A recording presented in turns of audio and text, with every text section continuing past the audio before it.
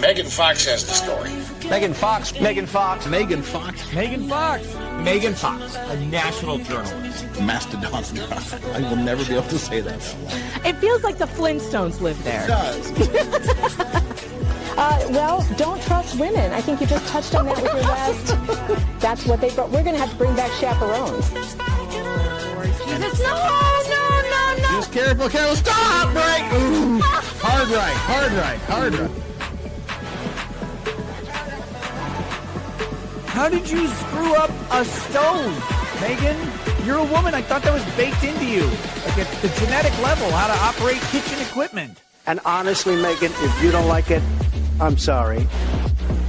I've been very nice to you. You get Dino hanging out outside chewing on a large bone.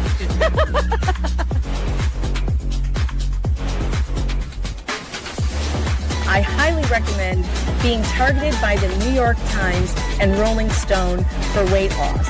And I'd say, keep it coming. I need to lose 20 more. Please, keep it coming.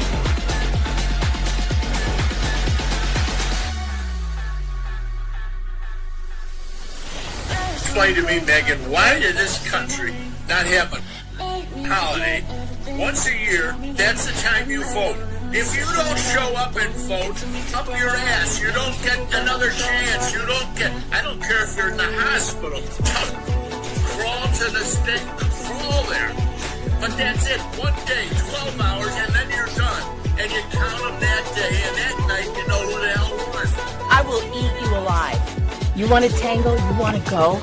The only thing going through my head is, what are you going to do when Megan Fox runs wild on you, brother? He made a deal with the devil. She's the devil. He wants that. Oh, God. Gross! Oh! All right. Penalty box for Slug. Yep. Are you ready to behave yourself now, Slug? This frustrating rep. Are you ready to behave yourself? Repossessed puppies? I'm hiding pork chop! ASAP! Have you seen his little pork chop? Oh my god, pork chop is the cutest. That sounds bad. Have you seen it? Pork is pork!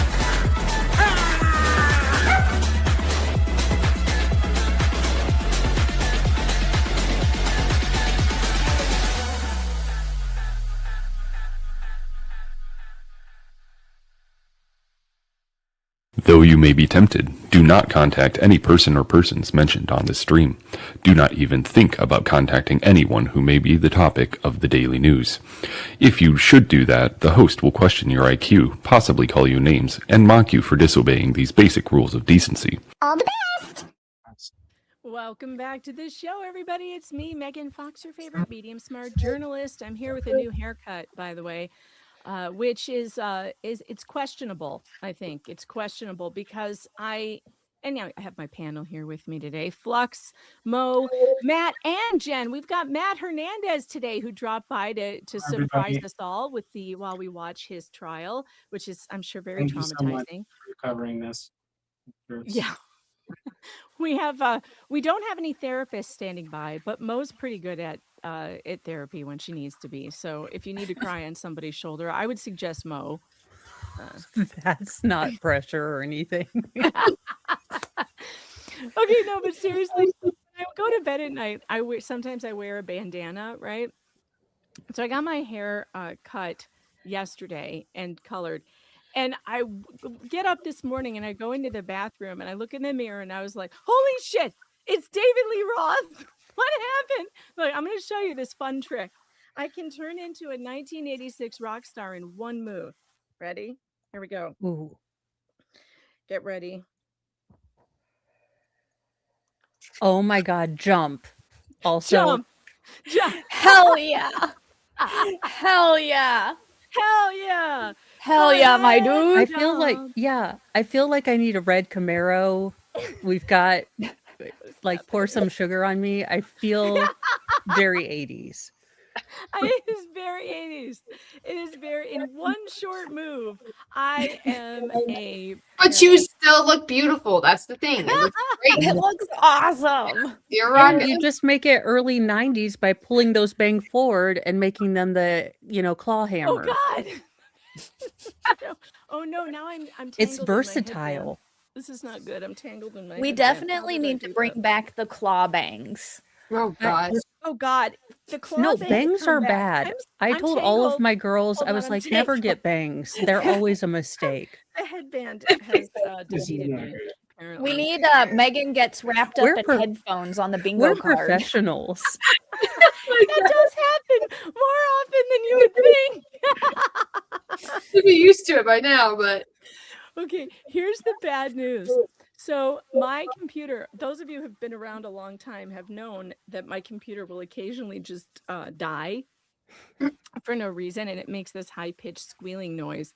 And Brad, who did all this work getting me a new computer system and like getting it all set up, he couldn't explain why this was happening. And we really started to think it's me. Like I must have some kind of electrical charge that other electronic devices don't like, right? We don't mesh.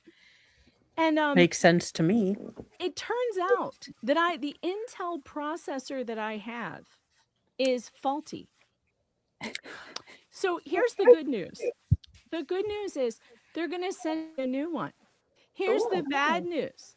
I have to install it myself. I feel like this is an arts and craft project that none of us should do, but we all should send try. Megan send her some holy water. Yeah. We need a young priest, an old priest, and a Unitarian. you can have your iPad up so we can watch you do it live. That would be so interesting. Ooh. I will have to set up the laptop and live stream it with Brad, because Brad, of course, will have to be giving me directions. We can all learn something as I do this. Oh God, it's going to be Everyone needs to Operation by pray. Zoom. This is going to be awesome. And I have to give them a deposit for the thing, and then they're going to give it back. And I have a feeling they're not going to give it back, because what if I do it wrong and then I don't get my Do you deposit have back? to send them your old processor to get your money back? Well, yeah, you have to send the old one. Yeah. They'll hold on to it until you send it back, and then if you send it back, maybe they'll be generous. Maybe if they're feeling good that day. Well, that's what's happening in my neck of the woods. And then also I lost power twice today. So folks, this could be a regular stream, or it could be a, oh my God, where did you go kind of stream, and no one can end the stream. And then it's up to these 3-4 people what they want to do with the rest of the show, because I won't be able to end it and I won't be able to come back. happened last week. Megan was gone and me and Flux were just sitting there like, oh, she's gone. I mean, it's just, it's terrible. It's terrible. It's horrible. I don't know. Yeah, I don't know what to well, do. Horrible. I didn't know if I was going to have power, because I woke up yesterday to both my power and internet companies saying like, look, we're probably going to go out. That's and then what they did today, and then they did. And there is a special kind of terror, but like kind of this hillbilly pride when Ryan Hall is saying your town's name, like get under. I'm like, that's us. All I know is that RG&E must be the most incompetent power company on the planet, because they're like, warning, severe weather is going to probably take out power around the area today. Our trucks are already on the way. And I'm like, I'm looking outside. It's perfectly sunny. There are no clouds. We had a little bit of rain with no wind, and then the power's out. It's like, what is this conspiracy exactly? Yeah, what's going on? Tell us that there's bad weather, even though there isn't bad weather, and then you shut the power off for whatever reason. They're controlling the weather. It's the aliens. My bill, because I was counting on that power just like they count on my money. So maybe my money shouldn't make it there next month. And I'll just be like, I had a money outage. There was nothing I could do. I sent a truck to look for the money, but we never found it. And Dang it. you know, It's a All right, so horrible I guess boat accident. I guess we better, the money had a boating accident. I guess we better get to the topic of the day. The bingo link is pinned to the top of the chat on both Rumble and YouTube. Please do hit that like and subscribe. Do all the YouTube and Rumble things. And remember, we appreciate super tips. We do. We appreciate super chats, super tips, supporting the show. But we also appreciate it when you send money to the Hernandez family. Mods, if you could throw that in the fundraiser into the chat, I would appreciate that. I think I have it on my... Don't I have a banner that has it? I'm going to look for it. I thought I had a banner with it on there. Jennifer, if you have a second to send it over to me by email, that would be, I would appreciate that, because then I'll stick it up in the banner so it'll be up there all day. But we are trying to raise some money for the Hernandez family to help them pay their amazing lawyers, the amazing lawyers that we've been watching, Catherine Bernard and Steve. What is Steve's last name? I always forget. Wasley. Why can't I remember that? I don't know. Did Catherine ever gotten back to you? She messaged you at all? Oh, Catherine. But I know she's busy. It's not personal, I'm sure. No, it's not personal. No, she's incredible, but yeah, she's just got so much going on all the time. But Steve wants to come on, so we got to get him. Maybe we can just pick a day that works for you, that you want him on. I want him on anytime. Anytime he's willing, he's able to come on whenever he wants to come on. Okay. I am not picky. I'm trying for Mondays and Thursdays now. Okay, I'll ask him which one it would be better for him. Okay, but I'm open to his schedule too. So if it needs to be a Wednesday instead of a Monday or something, let me know. Who did we leave off on? Oh, Hutchison. Okay, so today is going to be Dr. Hutchison. We're finally getting into the defense's case. Those of you who happen to be new here, if you are new here, the case that we are looking at is the case of the Hernandez family out of Georgia. The state of Georgia brought charges against Matt, who is here with us today, and his wife. Brought charges of horrific child abuse against their little baby daughter, because they took her to the doctor with some bruising on her leg, and that was unexplained, and they didn't know what it was. And instead of the Children's Hospital, CHOA, Children's Hospital of Atlanta, and their doctors being curious, they immediately turned it over to the child abuse pediatricians, who, as we all know, if you've been watching this channel for any amount of time, child abuse pediatricians don't really have an interest in healing. They have an interest in accusing. They see themselves as investigators instead of doctors. And so they don't actually treat children. They just look for child abuse, like Sally Smith and the other doctors, Barbara Knox, that we've talked about. And these particular doctors now have been involved, the ones at CHOA. This is the second trial we have watched with these same doctors accusing families whose children have underlying medical disorders. And instead of looking into it and trying to heal these babies and find out what's wrong with them and really do some deep digging, they just call it abuse, ruin the lives of families, take the children away, and they just don't even care. They don't care that they are wrong. I think one of the worst parts about this case and the Tim's case is that the prosecution's office was notified that they had it wrong with proof, because You're the Power sent them evidence that they were wrong and asked them civilly, please drop these cases. And they refused to do it. And they went forward with their hubris, and they were made fools out of, because 2 juries found both of these families not guilty, which is clear if anyone was paying attention. Matt, before we get started today, is there anything that you would like to say? I mean, again, thank you guys for taking the time to do this. It's a tremendous amount of things to watch. And a lot of those doctors, I mean, I tried to watch David Wilcox. I couldn't look at that guy's face for a second. I still remember when we left his office, he made my wife cry, and I'll never forgive him for that. So I appreciate you guys doing this, because it's not easy stuff to watch. It's disgusting. They're pathetic on many levels. And it amazes me, and I think it's going to be eye-opening to the people who see it, to hear some of the things that come out of their mouths that were somehow allowed to fly in a criminal courtroom, thanks to Judge Dickinson. But I really hope other lawyers, other judges, and other people, whether they're congressmen or whoever they are, just take the time to do this. So it's tremendous that you've taken the time to do it. So thank you. Thank you. Oh, you're welcome. I thank you for being here and also for putting up with our sense of humor.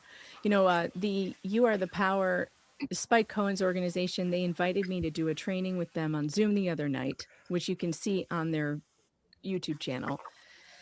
And it was funny because I was the only one not affiliated with You Are the Power. I don't have any official affiliation. I just like their stories and I try to help them out when they put their stuff forward publicly. And one of the parts of the training, Spike was spending a lot of time talking about how, you know, we can't really, we want to call these people names, but we really shouldn't.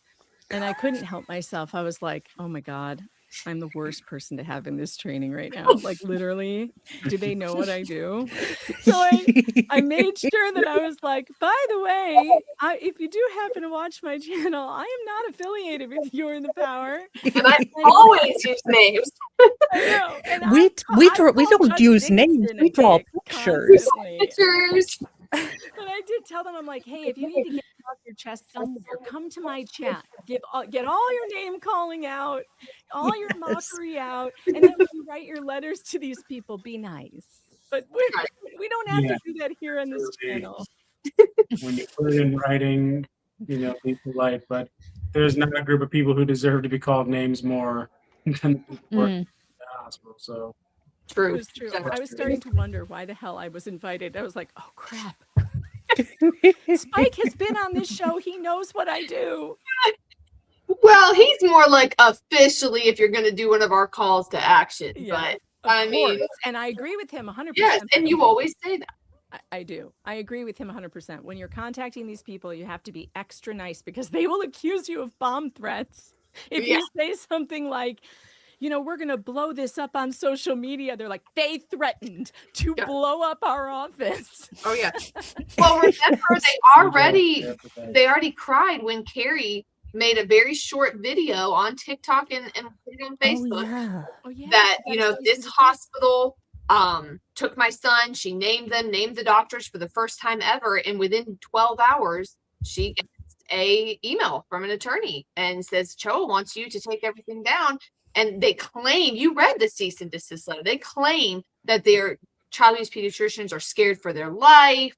It's crazy. Who's doing what to them? Nobody. Like, nobody. I want proof. All we're doing is laughing at them. And this is America. And we are allowed to laugh at them. If they're allowed to take your children with no evidence of abuse, we are certainly allowed to put silly hats on them and laugh. And I will be doing that The today, fact I'm that sure. they, again, the maddening thing to me is that if they had actually been genuine in their fear that something was happening to these children and they had actually done a good investigation, but they didn't do that. They didn't even, you know, so what does it come down to? Because it obviously isn't the children. I mean, that genetics doctor, the Timu Cody from, you know, Sister Wives, was the most genuinely uncurious person that I've ever seen in a weirdly shaped body, which does confuse me because you would think you would genuinely be curious why he looks like Glenn Close in a wig. I don't know. In case you're wondering who she's talking about, I bet, you know what, Matt? This might make you feel better about this man because our chat is so good at depicting these people the way they should be depicted. Here, this is the man, Timu Cody. That's who we're talking about. This one. This is Dr. Wilcox. Do you have the video of him taking off his mask? Oh, yes. Oh, I'm yes. sure I do. Well, let's see. What did I do with it is the question. The question is not, do I have it? It's, can I find it? Where is it? Let's see. I know it's on grok.com somewhere. I can probably find it on Grok. I'll find it for Matt because he needs to see it. He needs to see it. It's a way to help him be able to look at his face better. Well, you know, I've never seen a the more thing masculine Helen Mirren. The thing is, we believe that this is not really, this dude is not real. No. We think that he's in disguise, and I can prove it. Here we go. Such a horrible person. I mean, this is not a normal looking hair and beard situation. No. Now, this This is. Yep. It all makes sense now. It all makes sense. That's so wild. That is wild. See, Spike, we have to be able to do that. Yes. I wonder All right. I would All love right, it. we have now hit 15 minutes of obligatory bullshit. I have forgotten my iPad, so I'm gonna hit play and then I'm gonna go and get it so I can keep track of the bingo. 15 minutes of obligatory bullshit and hair talk has been called. There is no bingo for Megan looks like an 80s pop star, unfortunately, but maybe we'll add that later. Monday. Here we go.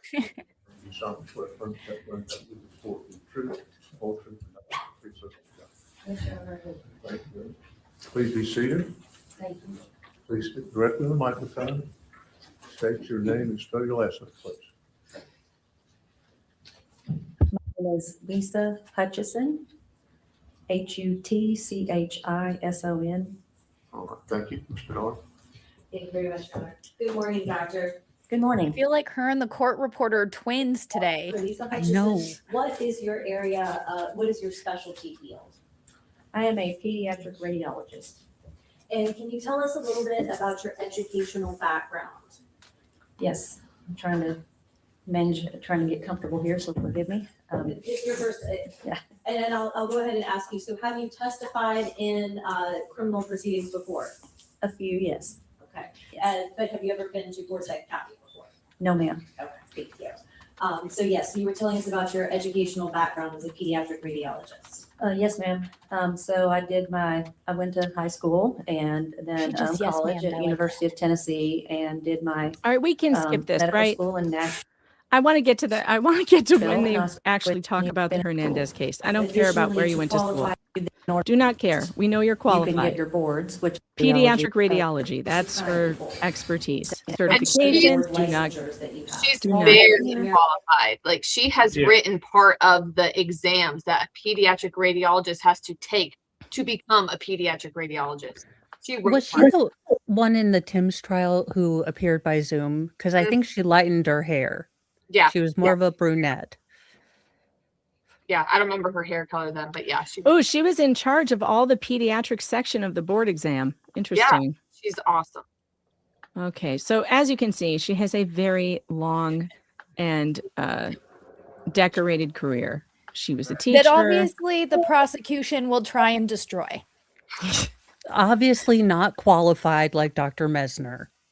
She was a professor at UT Southwestern and a professor at Vanderbilt and a full professor at Missouri, Kansas City, Missouri, Columbus. I think the main And thing she's done a lot.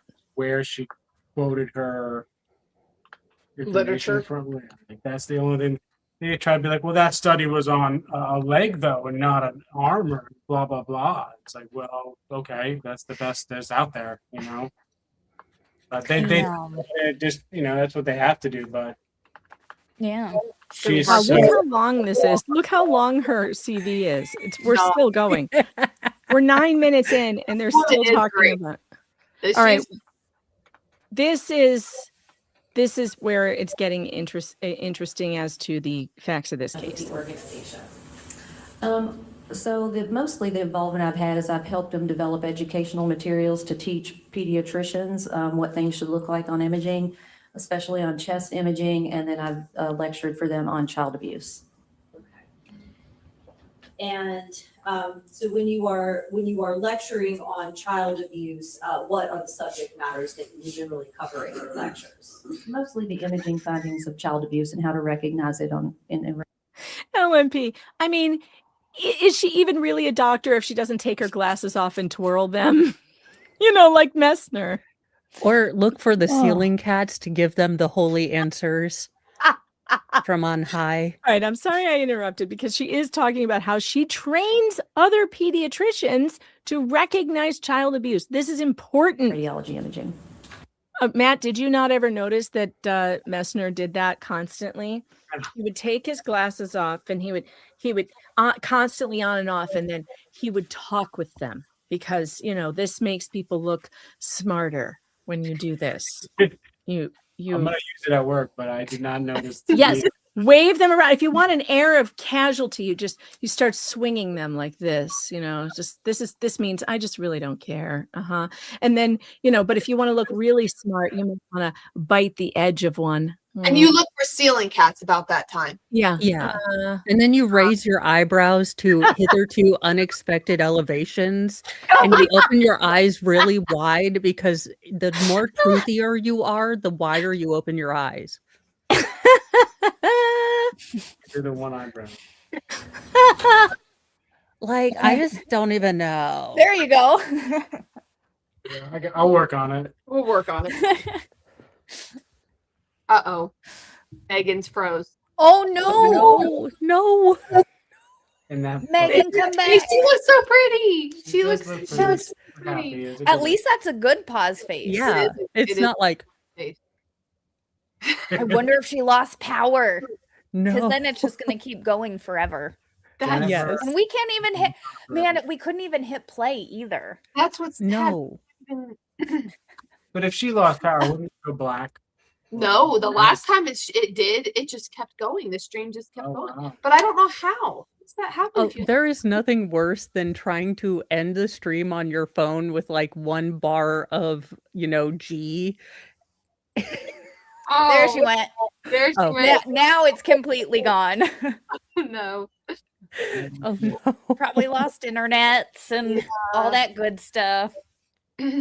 Well, We'll see. Oh, we got a text. Oh, yep. She'll be right back. okay. Oh, good. It's just a brownout. Just a Wait. I didn't know though that's what those were called. When it's just like you lose power for like a few seconds and it like comes back real fast.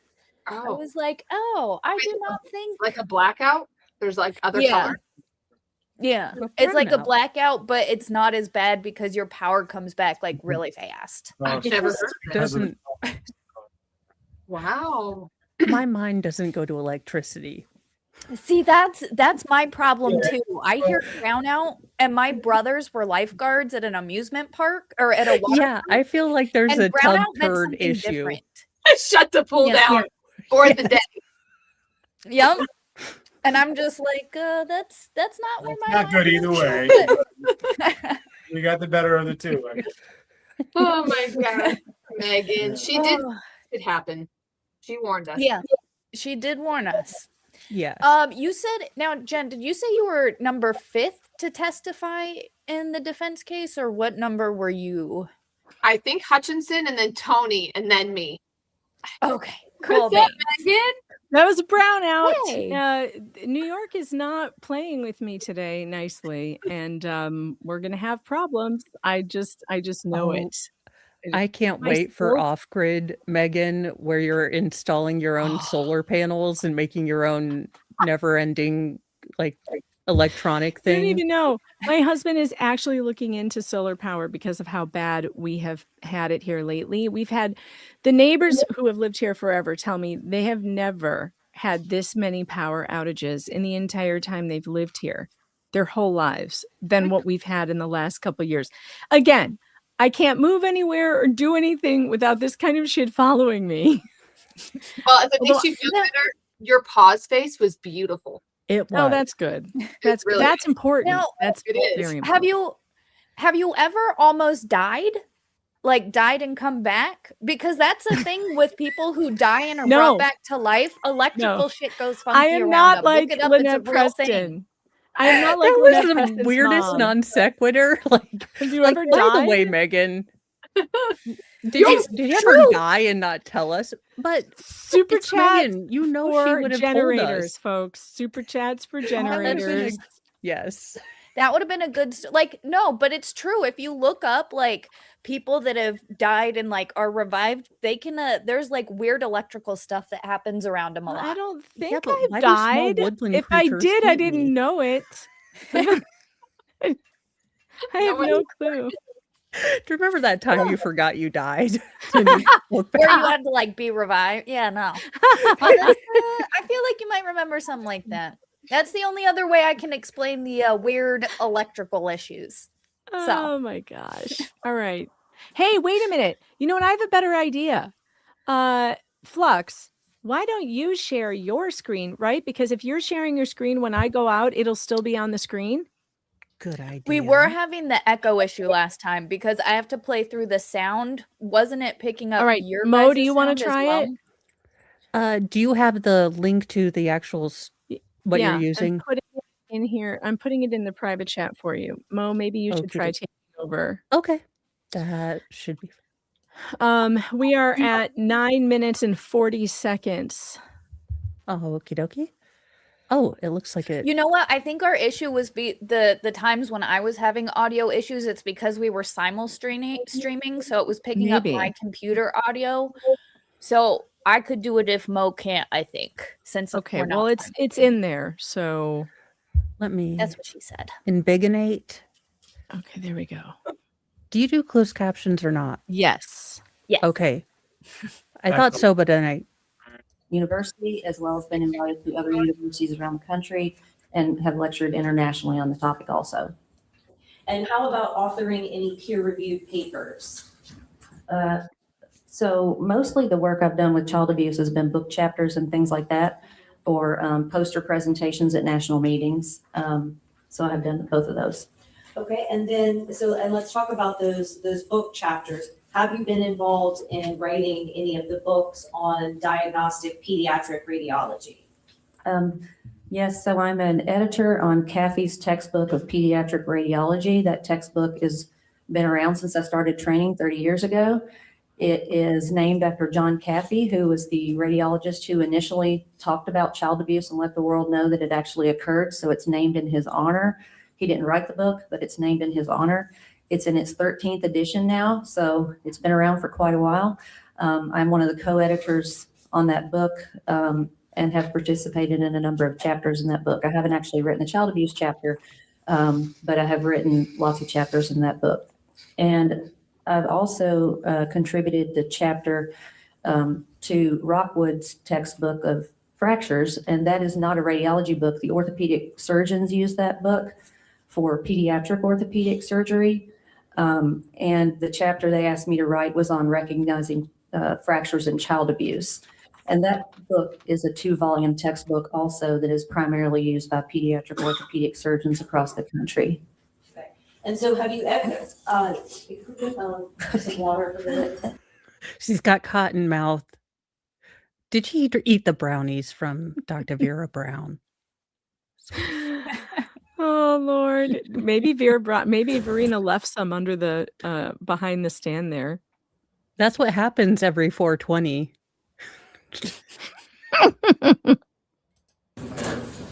Something about public speaking. You always need some water. Thank you. Well, and then while the bailiff is getting you some water, my next question is going to be if you've won any awards specifically for your work in the field of child abuse. Yes, sir. Yes, ma'am. Thank you, sir.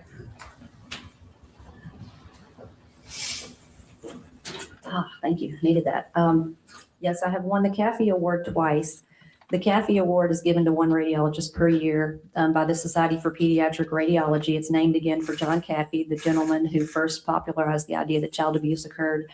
And I've won that award twice. And one of the times was on the pitfalls of recognizing child abuse in the brain and distinguishing things that mimic child abuse from actual child abuse.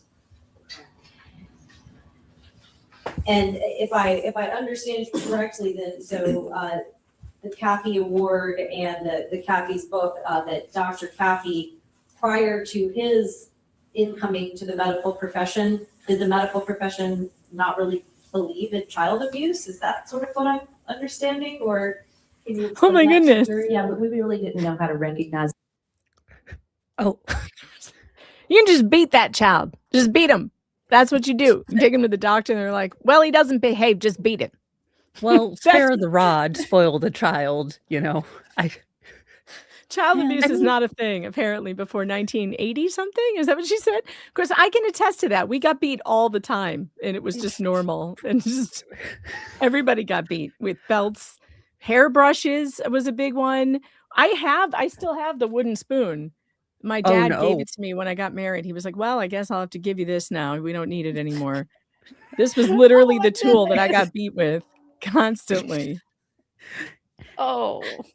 So, Yeah. well, it was a thing. That's just Yeah. how people raised kids. Yeah. Yeah. And I mean, maybe there was that, everyone does it. And then what do we call extreme? Because I Right. could see that being a problem, or the sandal. I would like to Right. make, like those places where you can throw axes. Let's be real. That's probably not the smartest thing to give me or Megan. But could you imagine a chancla throwing range where you Throwing ring. Yes. where you gain the skills if you were maybe not a culturally, given these skills, you can learn from real moms how to throw sandals. The chat says, ever cut your own switch? No, but my mother had to. For her, she had to cut her own switch. So the further you go back, the worse the abuse gets. Okay, so the good news is that the abuse is getting less and less. I mean, look, this is quite a small wooden spoon. It really on the backside, it doesn't really hurt that much. I did a lot more dramatic crying than actual crying, just to make my parents feel bad. But this doesn't really hurt that bad. That's for us growing up. My mom usually always would spank us, but on the weekends when my dad was home, she's like, you have to spank the kids. But my dad, he hated to spank us, so he did it like so gently and light. We'd always like force ourselves to cry and be like, oh yeah, that was totally bad. But yeah, same. My dad only It was always smacked the me on best the when butt dad was in once. charge of spankings. Yeah, my dad only did it once, and then he cried because I put up a big fuss, like it hurt, which it didn't, and then he cried, and then he never did it again. I was like, perfect. This is great. So most of the hitting in my childhood was me being overly dramatic. Let's put it that way. Yeah. My sister used to put on multiple pairs of tights before spanking time. She would stuff toilet paper inside the tights.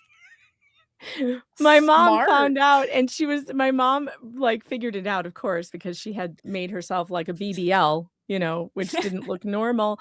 And that day, my mom said she had such a hard time not laughing, but she told her, she was like, well, today we're doing bare butt spankings. So, oh no, it didn't work. It didn't work. Oh, Lord. goodness. All right. How do we go down that road? My poor mom. My Put on mom's gonna be imaging like, until why would you he tell that let us story? know. Yeah, my mom's gonna be like, you kept your mouth shut this time. Notice Mo was quiet, Mom. I love my about that, mom. and mainly he talked about I love her. the important triad of child abuse of fractures, bleeding in the brain, and bleeding in the eyes as the key triad to look for. That was his main thing, which we back then called shaken baby syndrome. We don't use that term that much anymore, but that was his big contribution to our specialty.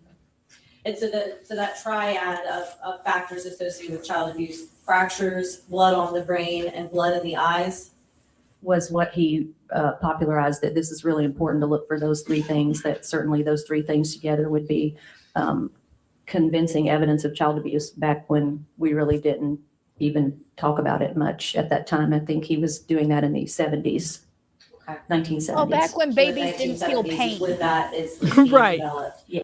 Well, have you seen some of the psychological tests they've done on babies? Like to see if babies are afraid of heights, they'll put them on a hallway with a mirror in it and like push them over. I was like, who in the... They used to do that. I hate the one they do where they won't give the baby any eye contact. Have you seen that one where they give one baby all the eye contact? I've read about that. That's and terrible. smiling at them, and then they don't smile at the other baby, but they take care of all of the needs, but they don't make eye contact. It's like, that is a terrible experiment. Stop doing that. That's You're abuse. traumatizing the baby. Yeah, how about we How not is that not experimental, do experimental emotional abuse on children? Yeah, for let's not do that. This is our science? medical community, though, folks. This is science for you. They think this is okay. I don't. I think it's terrible. Stop it.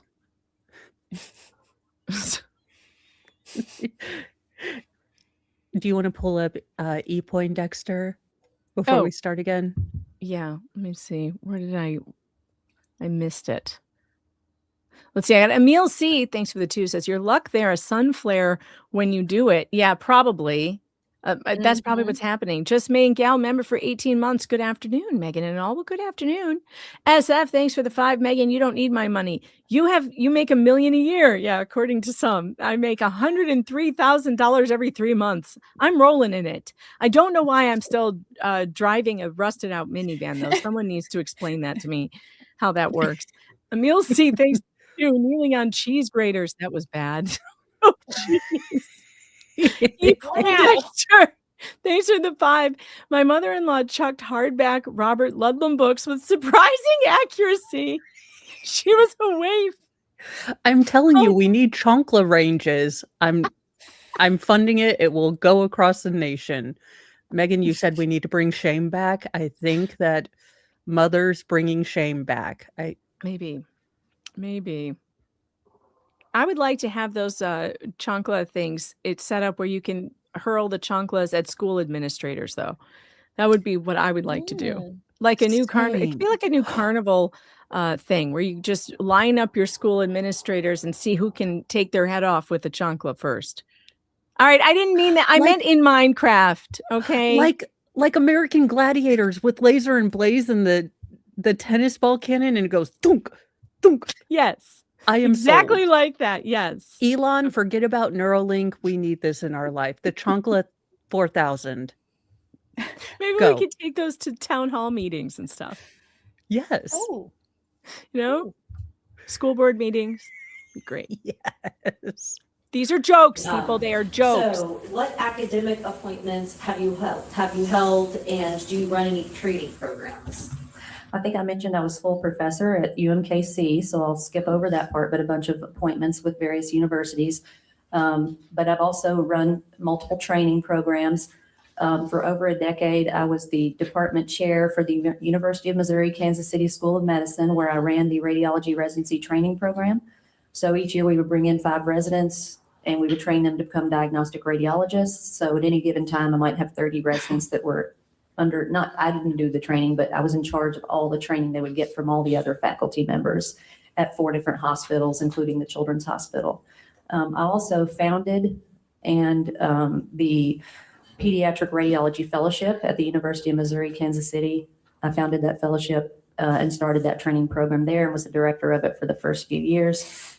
And I've been the director of multiple other programs. Currently, I'm the director of the radiology elective for the internal medicine and family medicine residents.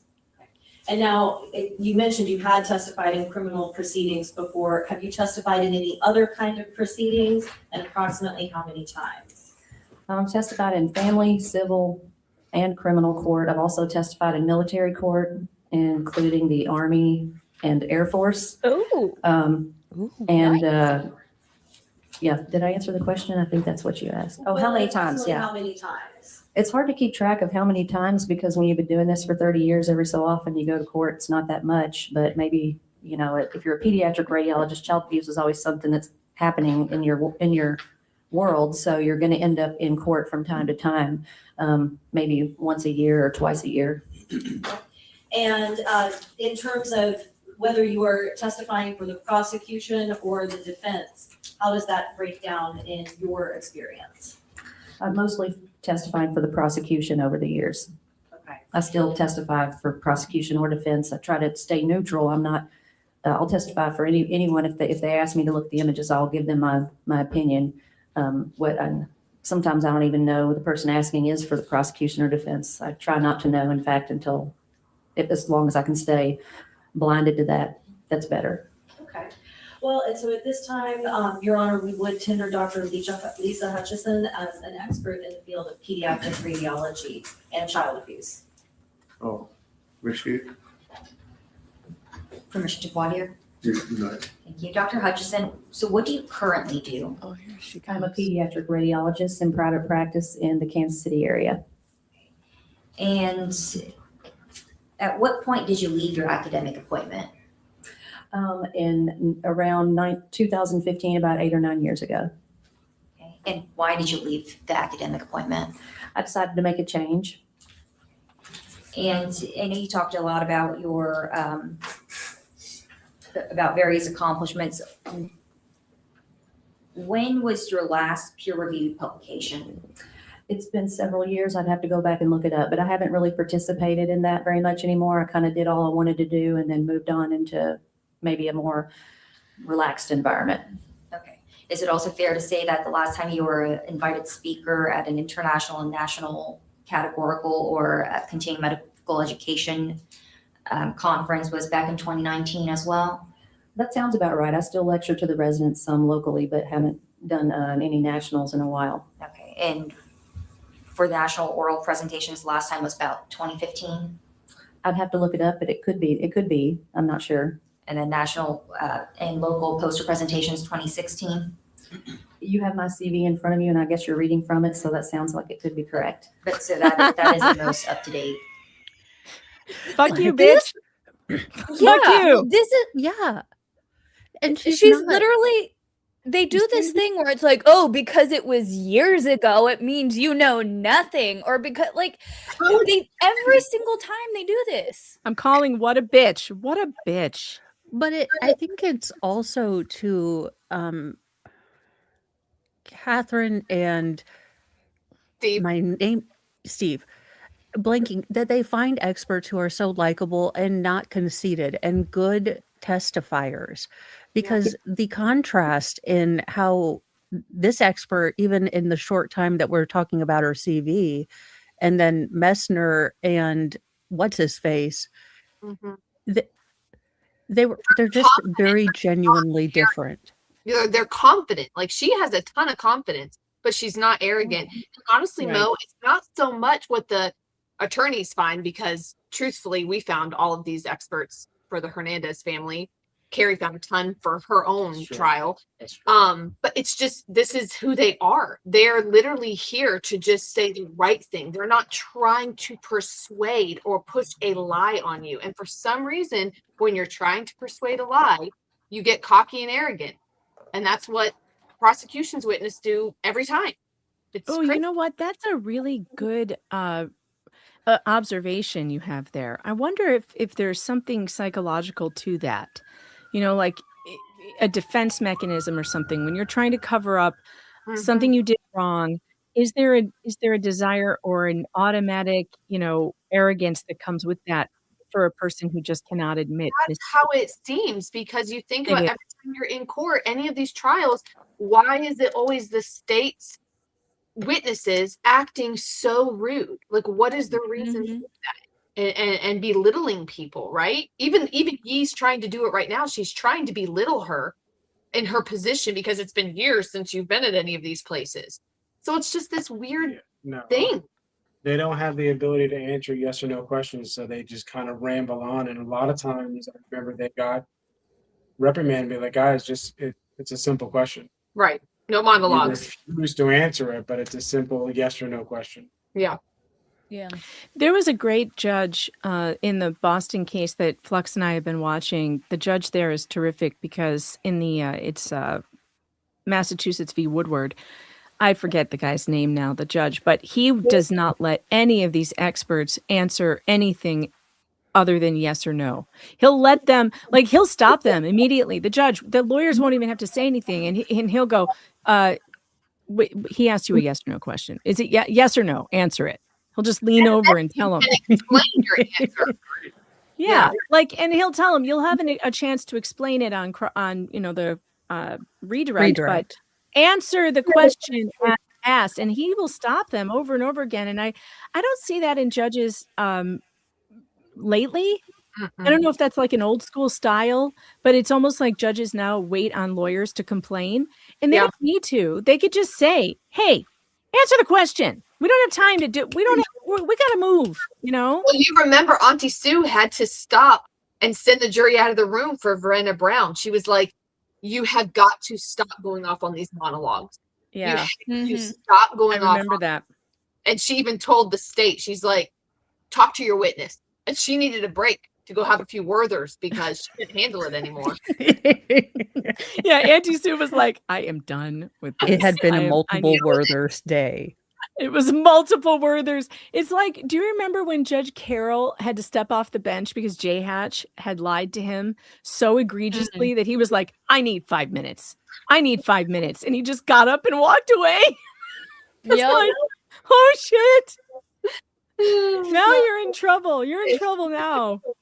Because the judge just had to take a time out so he doesn't ream you on national television. Oh, man. Cindy Klein, thanks for the 10. Says, ladies, you are making my workday so fun. Bring shame back. Cannon ideas. Awesome. Especially a water cannon. LOL. Megan, what programs do you use for the awesome music videos? Writing my own VBS. What an amazing project you're taking on, Cindy. I use suno.ai for the music. As far as videos goes, that's trickier. I actually use Grok to make several 6-second videos, and then I just splice them all together.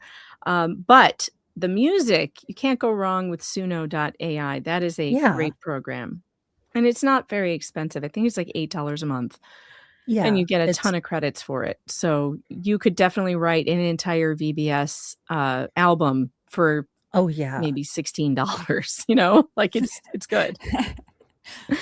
It's definitely good. All right, back to it, shall we? Okay. Yes, I believe so, yes. Gotcha. Nothing further, no objection. No, board will accept the pediatric radiology, also child abuse. Thank you very much, Your Honor. All right, so Dr. Hutchison, now that you have been qualified as an expert who can offer your opinion, can you tell the jury about the process that you undergo when you are reviewing a new case to make an evaluation of what you have made in Emma Hernandez's case? This should be interesting. In this situation where an attorney contacts me, I try to be as blind as I can possibly be. So once they send me the imaging, I will look at it without knowing what the original radiology reports were, and I will form an opinion and then contact the attorney and tell them what my opinion is. Okay. And so as part of that process, are you doing any advocacy?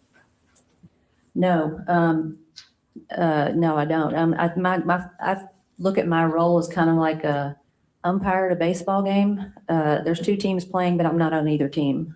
I'm just there to call balls and strikes. So I look at the imaging and I end up telling the attorney sometimes this 100% looks like child abuse to me, or this does not look like child abuse to me, you know, or this could be multiple things, you know, so I will just look at it and give them my opinions. And if sometimes they say, thank you very much, and I never hear from them again. And sometimes, you know, they call me back and we end up in court occasionally.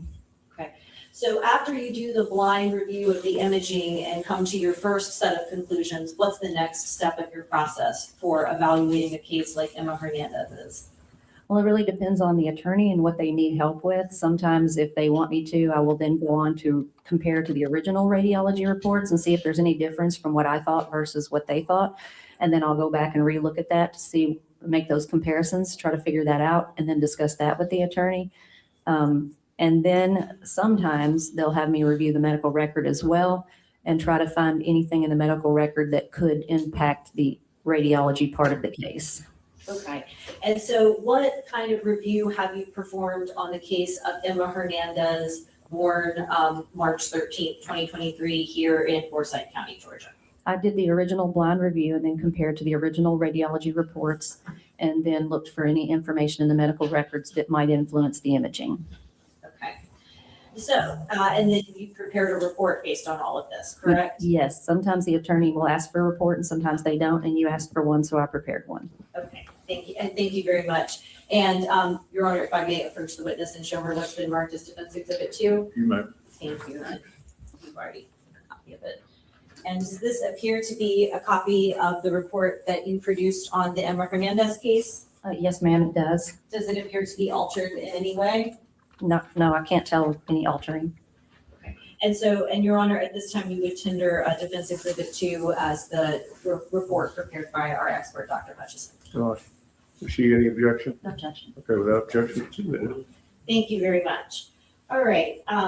So, Dr. Hutchison, if we can start going through the case of Emma Hernandez that you reviewed.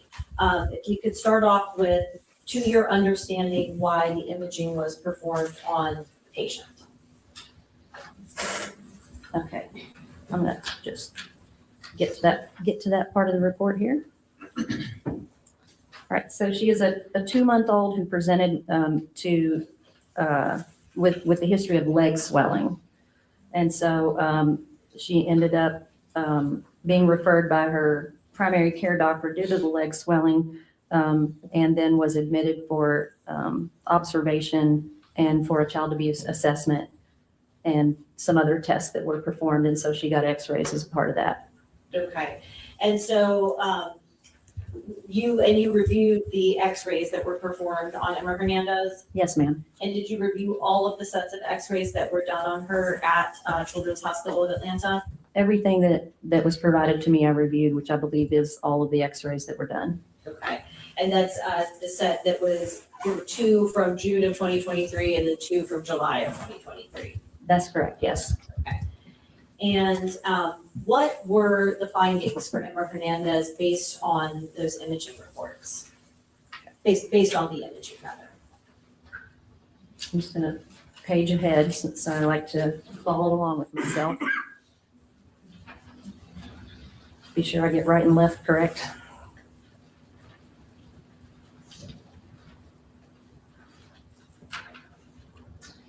Okay, so Emma had 3 rib fractures on the left at the 3rd, 4th, and 5th ribs. She had a right distal femur area of irregularity, and she also had some sclerosis at the base of her first metatarsal that was suspicious for a healing fracture. And then she had a right proximal femur and proximal tibia that were also irregular, that were concerning. And I believe she also got a head CT, but there was some question of scalp swelling. Okay. And so when you referred to some of these findings as irregularities, can you describe what you mean by irregularity? Well, the metaphyses can have areas where fractures occur, and sometimes those are called classic metaphyseal lesions, or corner fractures, or bucket handle fractures, or irregularities, but it's basically all the same thing. They're at the edges of the bones near the growth plates, and that's what I was referring to. Okay. And let me see if I can pull up your report here on the screen so that the jury can follow along. Okay. Mr. Chris gave me instructions, so we'll see if I can carry them out.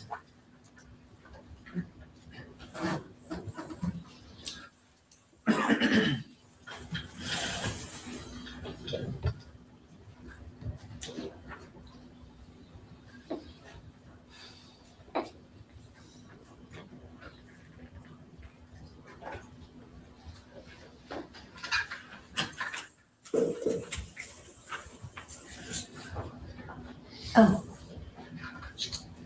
Let's see. Okay. Wonderful. Okay. So, doctor, and these, you have a touch screen too, so you can use the markings here. And you can do markings on your screen and they will show up on everybody's screen. Okay.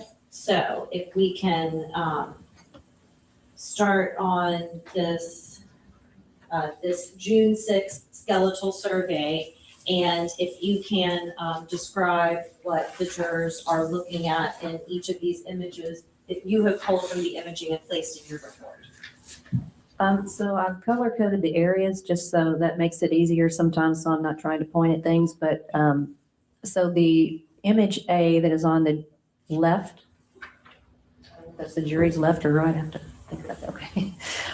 Image A has a pink arrow at the top of this is the thigh bone of the child, and that shows an area of irregularity that will need to be looked at again in follow-up on the follow-up skeletal survey. The same thing is seen at the lower end of the thigh bone, which is in green. And then the blue arrow in the middle image shows a similar appearance. And this is on the shin bone. I'm using, if you'll forgive me, the layman's terms rather than, rather than doctor terms, but the shin bone. And so all 3 of those arrows are pointing to the areas of metaphyseal irregularity or concerning for metaphyseal lesions or classic. Jen and Matt, you guys probably know way more about this than we do. these this is so hard to read. God bless radiologists, because I see where where the green arrow is. I see that very clearly. There's like a line there that looks like a fracture. And the pink one, I can see there's a little bit of a something at the top there too. But where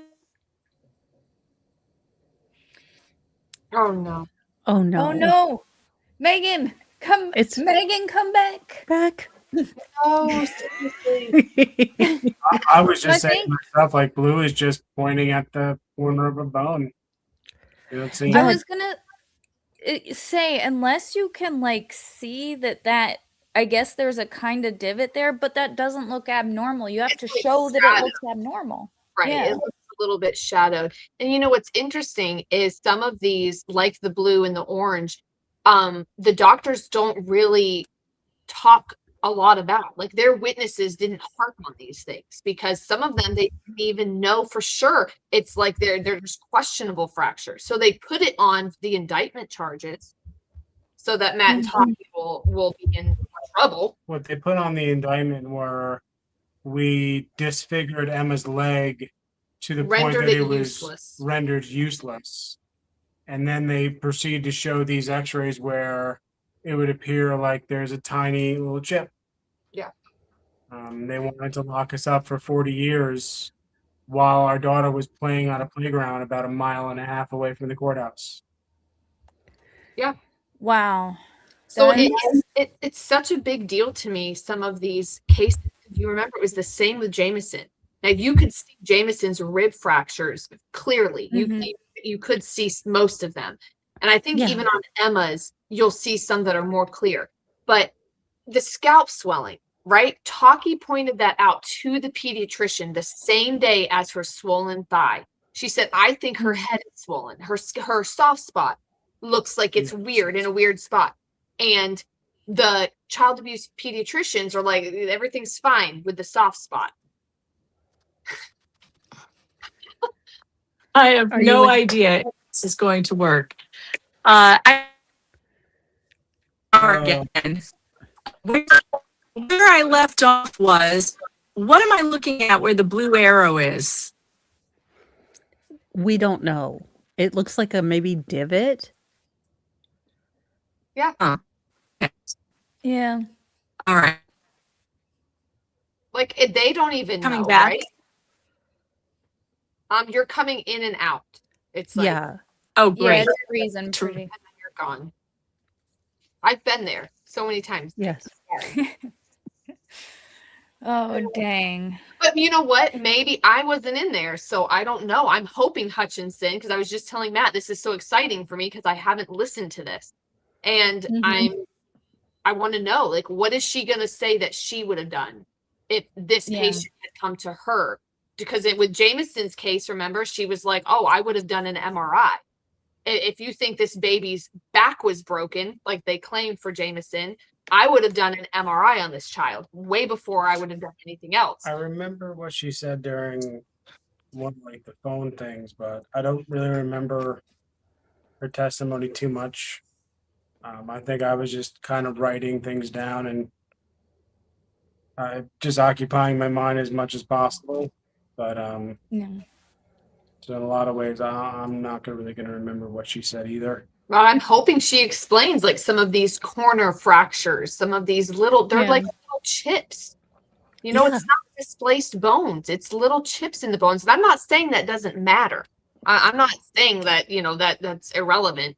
But it doesn't mean someone snapped this baby's legs. You know what I mean? Like it's I guess I would have assumed, you know, they wouldn't be so subtle with what they were saying in the charging documents. Go ahead and carry on. Just carry on without me. I'm sitting in the window now, holding my phone up to the sky. Oh, I can hear you good now. It's good. Yeah, you're doing great. It's a lot better. Yeah, that's because I had to go over by the window. Hello, gods of the data. Well, it's beautiful lighting. You look beautiful. It is. You look great. So just carry on and ignore me. I'll be in the chat. I will ask my questions in the chat. So just pay attention to the chat. Okay.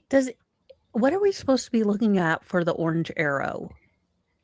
I'm better at ultrasounds. I think it's bone density. Yes, I think. In my uneducated, normal lay person, it looks like it has to do with density issues. Well, that's what I thought, but then.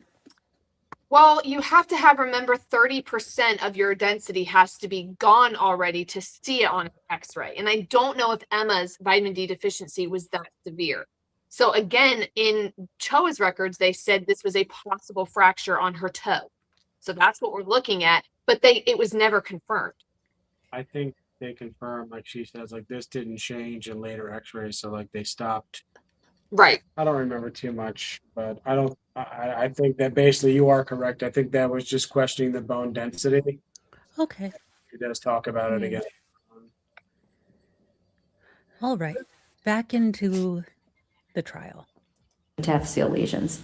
And then if you look at image C that is on the far right, that is pointing at the sclerosis of the proximal first metatarsal. That's one of your foot bones, an area that was suspicious for a fracture. Okay.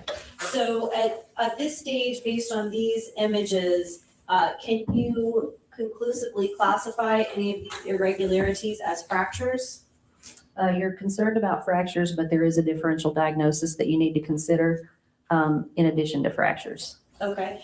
And is there just one particular differential diagnosis, or are there multiple differential diagnoses in situations like this? Well, back in the 90s when I first trained, if we saw this, we would say this was 100% always a fracture due to child abuse. But since the mid-90s, we now know there's about 11 other things that can look this way. And so child abuse is one of them. It's certainly an important one that we definitely want to consider, but we would go through the list of various other issues that might present this way, especially because this type of fracture cannot be dated.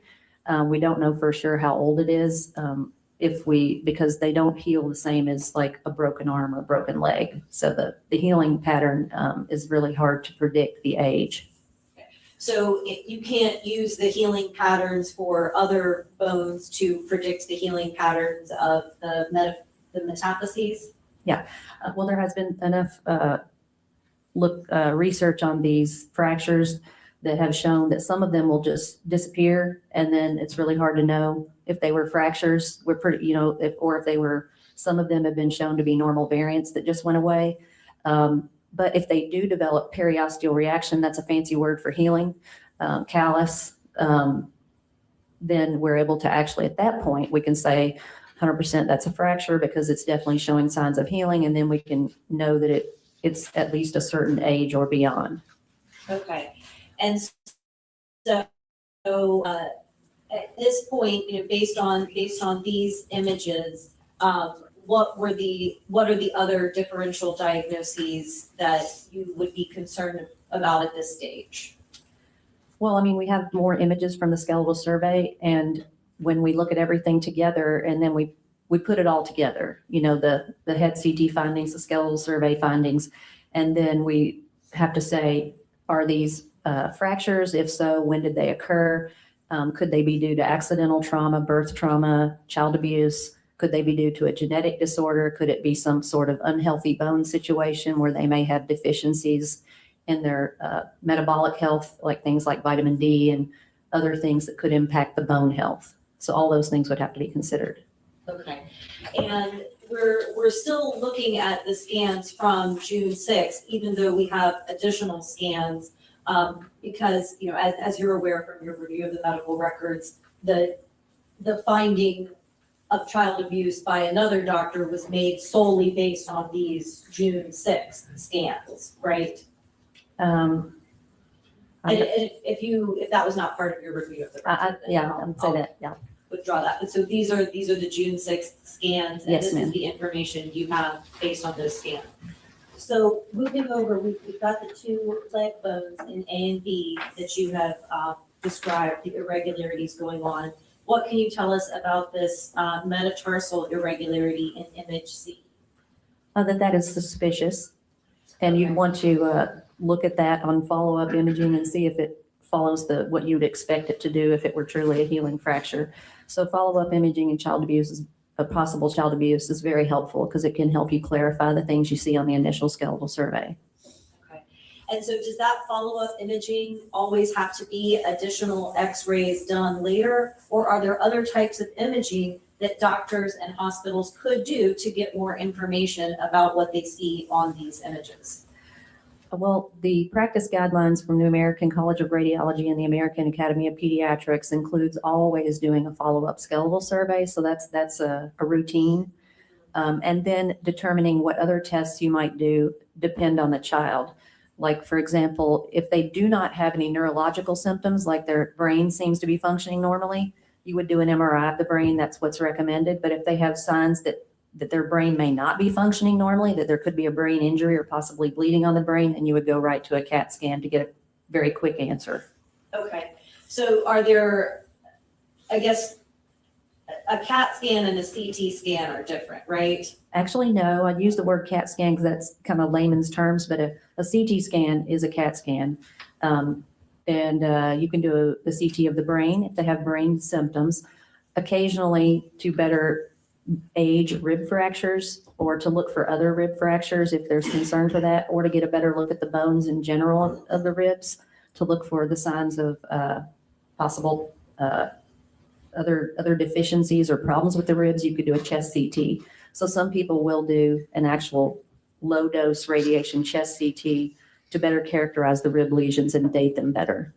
Okay. Did you find in Emma Hernandez's medical records any evidence that such a scan was done for her? No, she did not undergo a CT of her chest. She did get a CAT scan of her brain, but she did not get an MRI of her brain. And so there was no MRI or CAT scan of the chest or leg? No, so oftentimes if there's in cases where there's suspected trauma, especially suspected child abuse, there'll be an MRI of the brain that includes the spine. The reason for that is because MRI will pick up about 20 to 25% more injuries than a CAT scan, but she did not undergo either one of those. Okay. All right, so let's move down to the images that you've labeled as D and E from the rib fractures. Could you describe for the jury what they are seeing in these images? So there are three yellow, I don't know why we have. Are you hovering over something that's making this? There we go. Yes.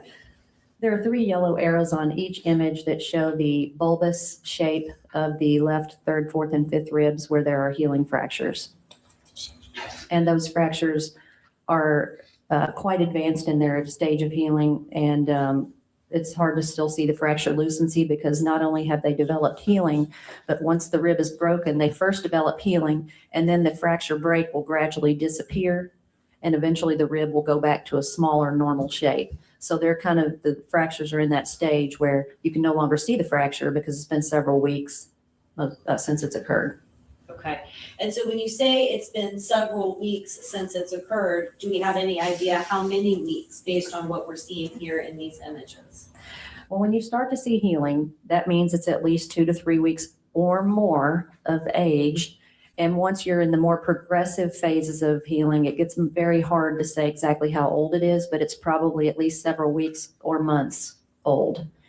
If you want to characterize it a little better, you could do a CAT scan of the chest if that's important to your case, but it's on a case-by-case basis. Okay. So what does the time frame that you have just described tell you about what might be going on with Emma Hernandez here on the rib fractures, given that these were taken on June 6, 2023, and she was born on March 13, 2023? Well, based on the age of the fractures and their advanced stage of healing, it would mean that the time frame that those may have occurred could go all the way back to the time of her birth or any time or close to the time of her birth. So the importance of that in these cases is oftentimes, like, law enforcement will ask us, what is the time frame, because they need to know who to investigate. Do they need to investigate people who touched her that day, people in the last week, people in the last month, the last 2 months, So in that situation, you would say basically anybody who had access to her could have touched her chest from the time she was born would be somebody who would be in the time frame of these fractures. Okay. And so have you seen in your practice of, the thousands and thousands of images? So that you like have literally seen, anyone like that's anyone in the hospital, any family who passed her around. And that's what I'm saying. That I since the beginning, I say it all the time. I'm pretty sure it's the hospitals giving these babies the rib fractures every time they have to x-ray them. But for them, the squunching. Yes. It's the squunching. And one thing that it's so infuriating that you have this lady who's clearly an expert and been in the field for a very long time who can come here and be like, this is my opinion on, these breaks, they are weeks old. And then you have the doctors for the state that's like, they happened a little bit ago. It was definitely the parents. And it's like, I know. It's Like, medical. how do you look at that? My husband loves, Flux, your explanation of seeing a crushed can on the sidewalk. He's like, that really is exactly what's going on here. There's no real way for you to look at these x-rays and be like, oh yeah, these were done with malice. Definitely.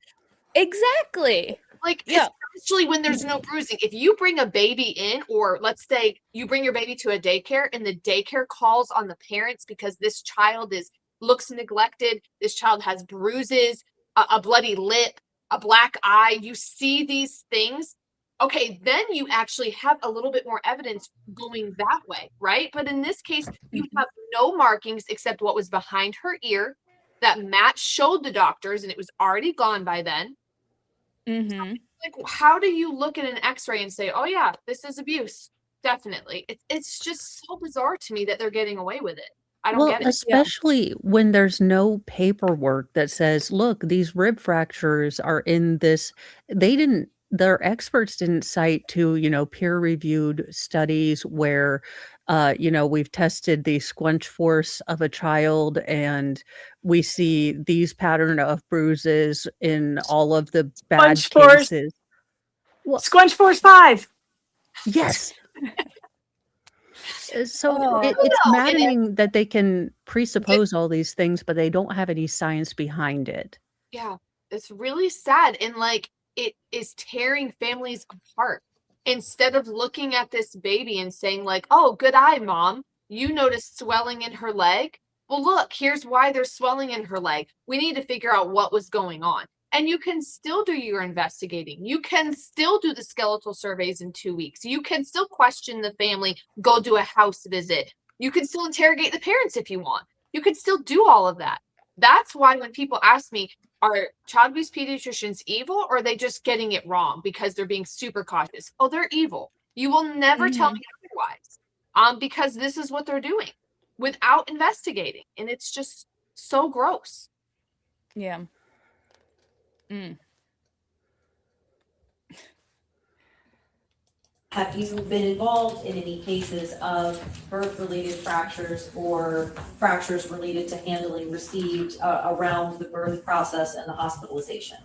Yes. So is that something that is extraordinarily rare? I guess how rare are those types of fractures? Well, birth-related fractures definitely occur. Most of them involve the clavicle. It's rare for it to involve ribs, especially without a clavicle, but I've seen a case or two. Okay. And have there been any factors that have been common in those cases where there have been birth-related fractures of the ribs? I'm not sure if I'm going to try to answer your question. You can let me know if this is kind of what you're getting at. But in the cases that I have been involved with, there are a lot of risk factors in the babies. So the babies may have a number of different risk factors. Like, for example, they might be born prematurely. They might be twins or triplets. They might have had problems with bone health from something like vitamin D deficiency, or possibly even a liver disease, or something that impacted their liver, which your liver is important for getting the vitamin D out of your diet into your body. So, or they might have a genetic disorder or something like that, or maybe they didn't receive their vitamin D like they were supposed to. Their babies are higher risk for breastfeeding would be another thing that could impact things. Problem glasses are being called, I believe Squunch is called, and What a Bee, obligatory hair talk, and something else. Problem glasses are definitely being called because on the camera I look like Mr. Magoo. But I can't see the screen without them. I can't.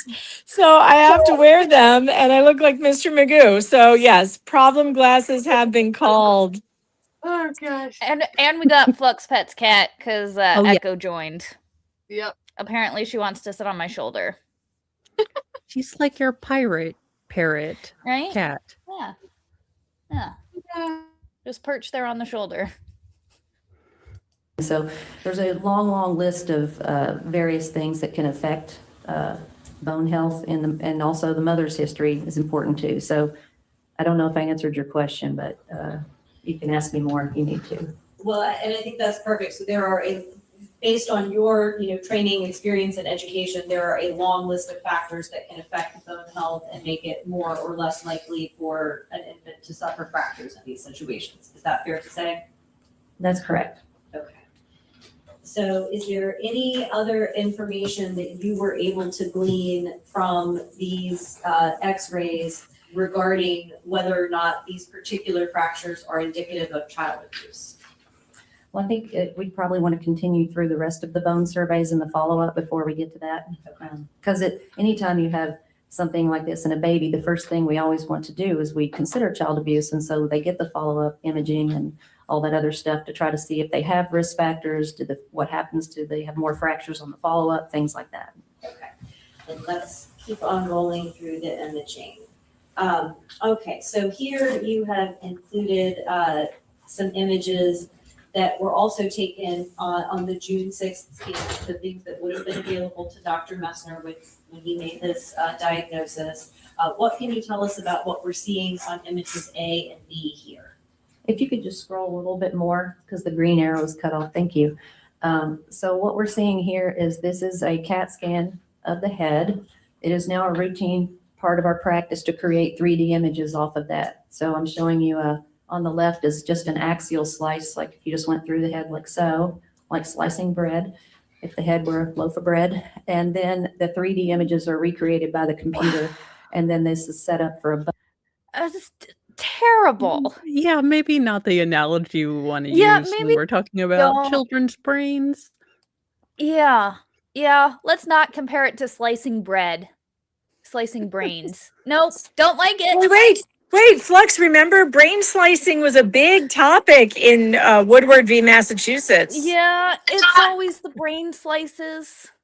I'm not a fan of the brain slices. We made brain slicing the word of the day once, remember? Oh, good Lord. Yeah. Yep. It's always the brain slices. It is interesting how they're able to make the 3D model and show the artifact, like an actual investigation. Yeah, like she put images together and made thoughts, and it's interesting. And right? I know. It's like a miracle. bone window, so only the bones show up.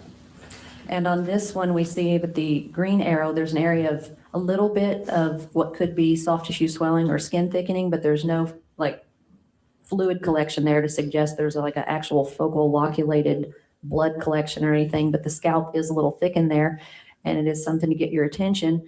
And then, but one of the problems with this particular scan was that if we look at the image on the right, it's going to be a little hard to explain. But what I'm pointing at there is an artifact. So the baby can move, which not surprising, the babies aren't always totally still during the exam. And we can get some artifacts. So we have some beam hardening artifact where the baby made a small movement there, and that happens to unfortunately be right at the level where we see the skin thickening. So that makes it hard to tell if that is really soft tissue swelling or an artifact or both. Okay. So was there anything of note to you other than that? So we've got a little bit of scalp thickening, but not clear how much of that is due to the motion artifact in the image and how much of it is actual scalp thickening. Correct. And do you see any of the signs of, pooled blood or hemorrhage or any of the other signs that Dr. Caffey and others would associate with child abuse? No, there was no blood in the head and no blood in the eyes. That's from the blood in the eyes is from the medical record from where the ophthalmologist looked in the eyes. So is there anything about these head CT scans that would make it more or that would make you more or less able to diagnose child abuse on June 6th of 2023 when these images were taken? No, they don't really help me, and I would tell that to my pediatrician, because if I can't be sure there's really something there, it's kind of like saying, well, there might be a fingerprint crime scene. It's like, well, there might be, or there is, or there isn't. So if I'm not sure, then it's not really, I wouldn't say there is a fingerprint if I'm not sure, so I would just say, I can't really tell, at this point. And maybe you could examine the kid, or if you need to re-image them, for example, we could do an MRI, and that would answer the question for sure. But there is no MRI in this case. I love to her. be sure. She's smart. So, And she's willing to admit when, hey, this isn't something I would be able to use. And right? And that's She all. admitted to not knowing something, Yeah. which in the state's case, they knew everything. So it's Right. nice to know that there's a human present. I mean, I love it. I love listening to her because I feel like she's not just saying what you want to hear for either side. She's literally saying, No. just please. I love that analogy though. Like, there either is a fingerprint or there's not. Exactly. Yeah, that was beautiful. I'm like, oh, I like that so much. Better than that the bread that was slicing, for sure. Right. For sure. yes. Definitely better. moving on to the next skeletal survey that was performed, which as you said, protocol is to do a follow-up in approximately 2 weeks.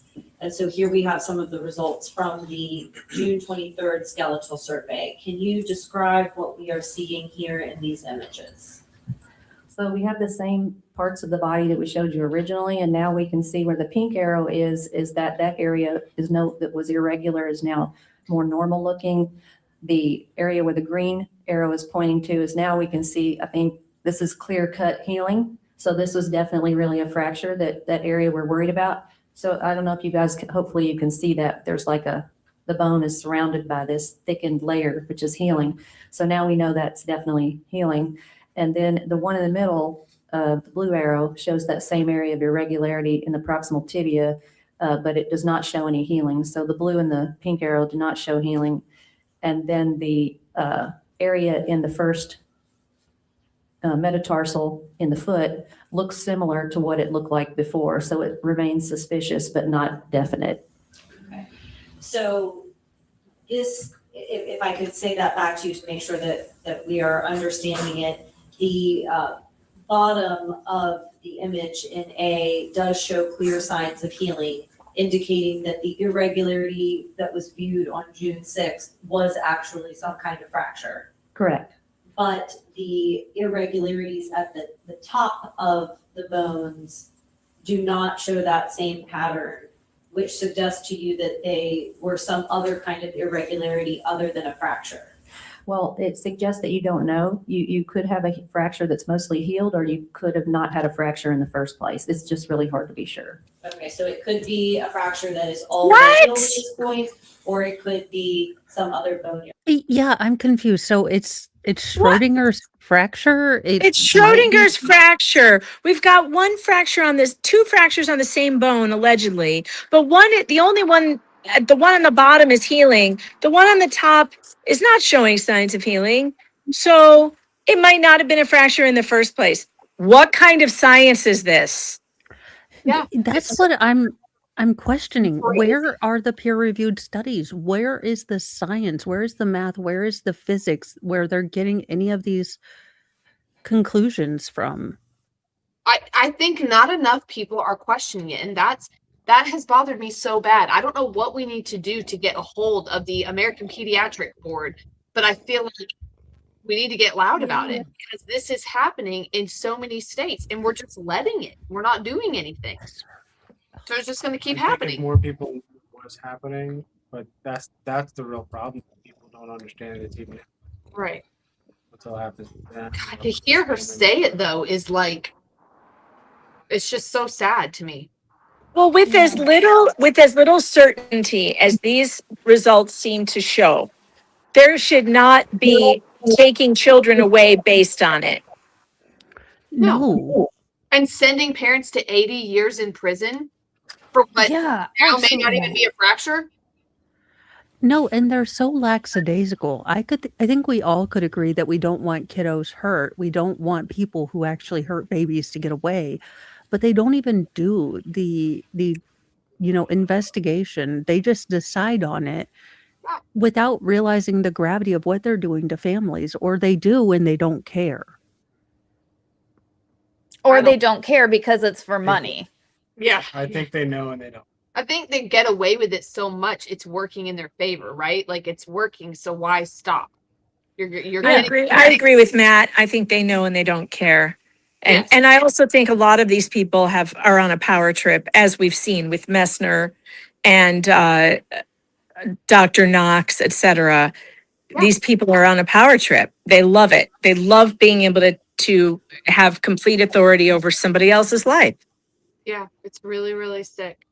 There is a rebuttal that the state brings in, and it's one of their radiologists, and I won't give anything away, but it's just some of the most entertaining parts of this whole trial. It's the last witness of the whole trial, and Caffey Award, so it's really good. But I'm thinking in my head, it's so good. But what other radiologists? What are their radiologists going to say to this? That's what's kind of exciting to see how they respond. Yeah. So frustrating that they did that. Irregularity. Yes. And the metatarsal, you said, does not show significant change? It looks pretty similar to before, so it remains suspicious. And is there anything, I do notice it's a little bit lighter, maybe through the bone, than some of the other bones that we see. Is that something that you can explain to lay people as what it might show about a bone's health or strength? I'm not quite sure what you mean by lighter. It looks, where the orange arrow is, it looks like it's more white throughout the metatarsal. Is that a sign of the suspiciousness that you are indicating, or something else? It looks the same on both of the exams, where there's an area of more whiteness, which is concerning for what we call sclerosis, which would be suspicious for a healing fracture. So it would be something we would want to continue to look at. There are other ways to try to figure that out, which we generally don't do, but you can do what's called a bone scan. It's a very old-fashioned test, but it works really well to show if my pediatrician said, well, we really need to know if that's a fracture. I would say, well, we could do a bone scan, because a bone scan, it would light up. The baby did not have a bone scan.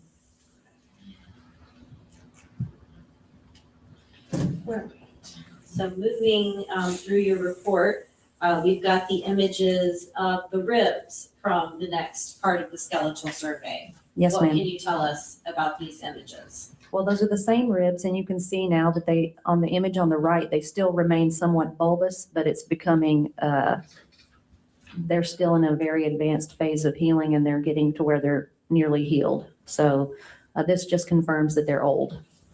Okay. All right.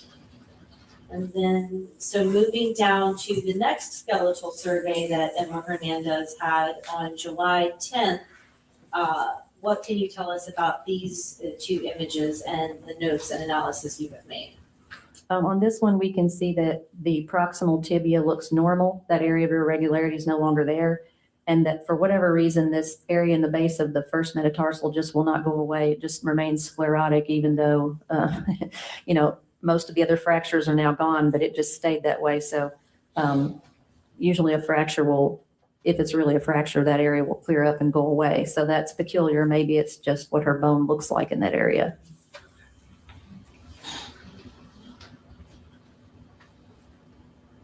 All right, and then were there any findings of significance on the last skeletal survey? I noticed you did not include any of them in your report.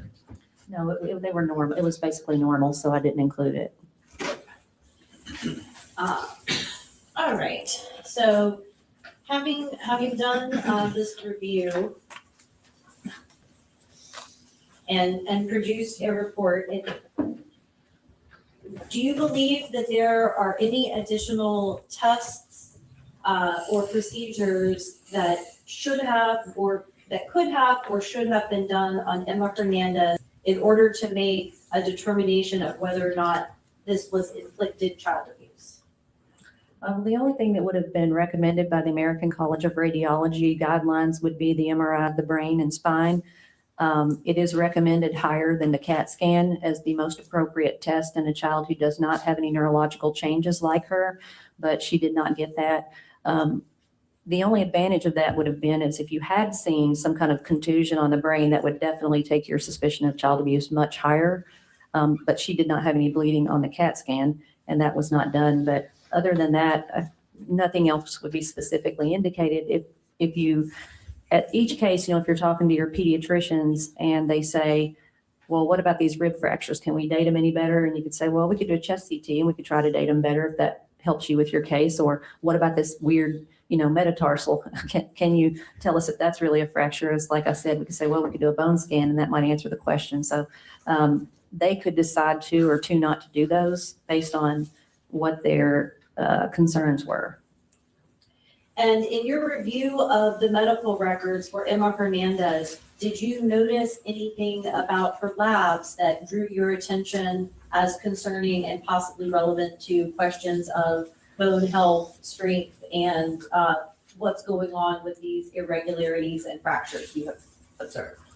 Yeah, so in a child who's completely normal and has normal labs, these things are a lot more concerning. But if you have a list of, you want to see if there are lots of risk factors in the child that might put them at a higher risk for having injuries. So she had, was discovered that she was vitamin D deficient, and they immediately treated that. And that certainly can affect your bone health. She also had, let me just find she's been dated. She said vitamin D affects your bone health. Not according to CHOA. CHOA says it does not at all. So yeah, that's weird. That's true. That's what they said. Oh, the state's gonna get her. So crazy to me. Okay. They're gonna be like, where did you find this quack science about vitamin D? The CHOA website. Yes, remember I found it on the Yes. Yes. That's fake news. If you'll indulge me for just a minute.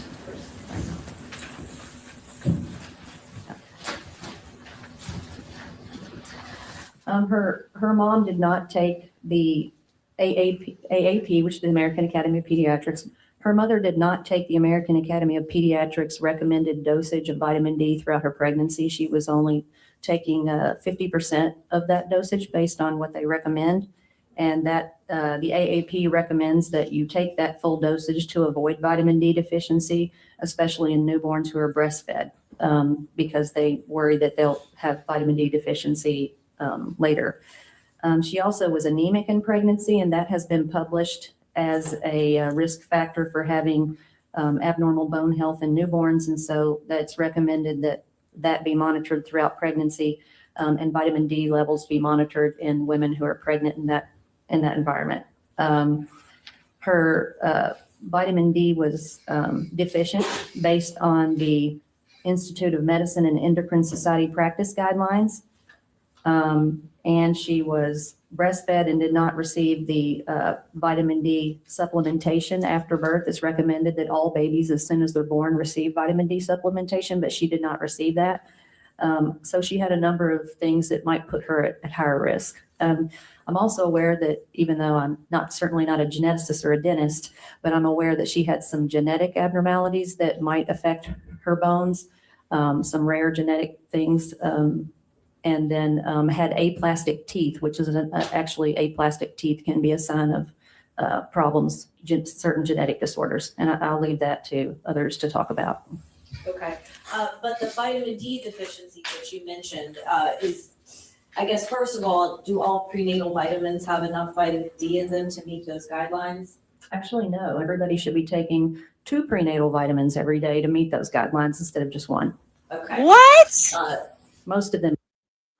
No, look, I'd already get sick. Amazing. They don't tell you these things. It's crazy. That's crazy. I'm blown away.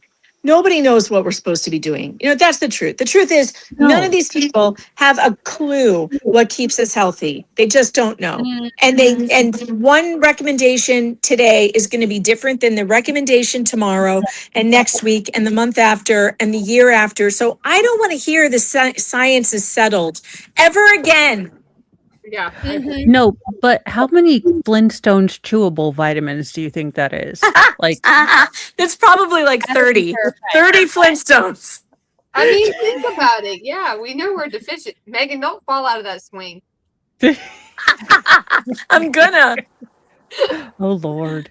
Oh God, it's so wild to me. But like when I hear this, it makes sense to me. Everyone knows Americans are deficient in vitamin D. We now know this. No one's surprised by that. We're not getting enough in our food. We're not outside as much as we should be. So it makes sense that our vitamins are junk and don't have what they need. Deficient. We should make a band, Vitamin Deficient. Yes. I love it. That's perfect. That's our band name, the Vitamin Deficients. Yes. Oh gosh. Goodness. That's the face I'm making when she thinks I'm going to take 2 prenatal vitamins. No.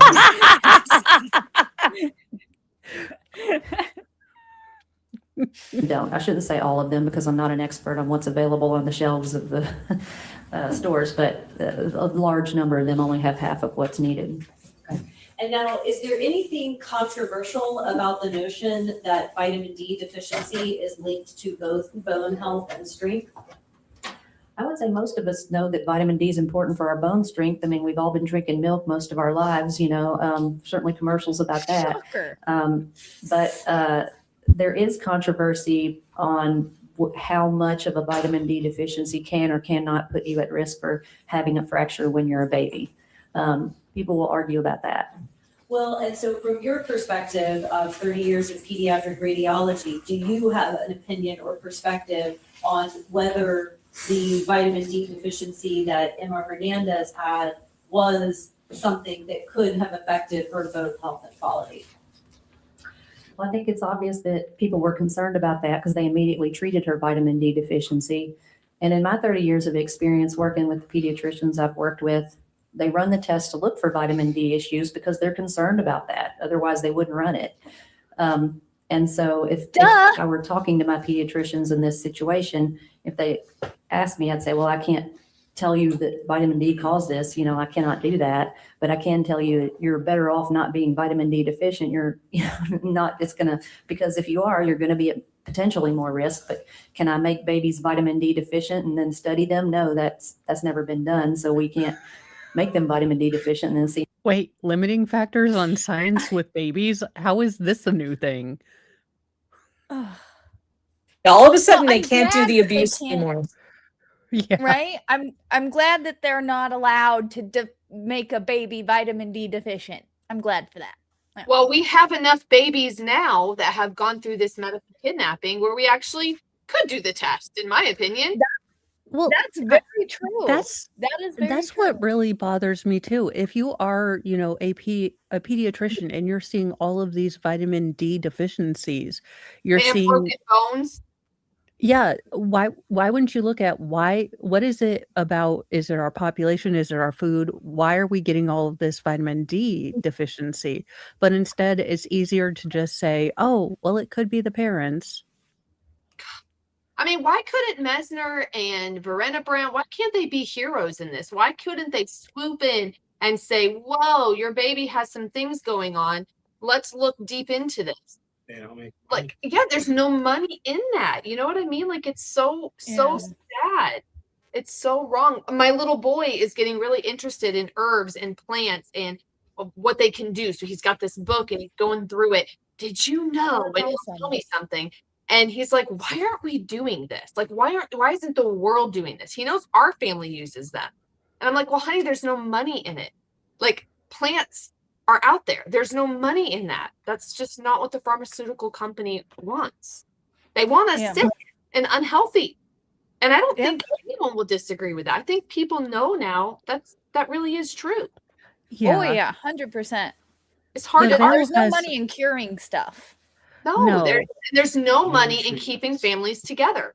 It's just when you're looking at it as a whole system, there is no money in keeping families together. If Emma and Aria had never been taken from their parents, the state of Georgia would have received $0. But then being removed, you think about how many people that gave a job to: foster parents, guardian ad litems, judges, attorneys, and then you got the law enforcement side. So you have another whole criminal system. You have law enforcement. You have so many bad actors. And then you've got like IEPs for kids in school, daycares that foster care pays for. It's endless. Like, I could talk for 10 minutes about that. What all turns on when a child is put in foster care, the money that starts flowing in. So you really think about that. There's an entire Thrive Together, and the people that Thrive Together were great, but like that whole place existed basically for working foster with kids. defects. Yeah. So it's really when people ask, well, why would they do this? Like, what's the point in it? Money. Honestly, it is money, and it's not some secret thing to it. It's true. It's just money.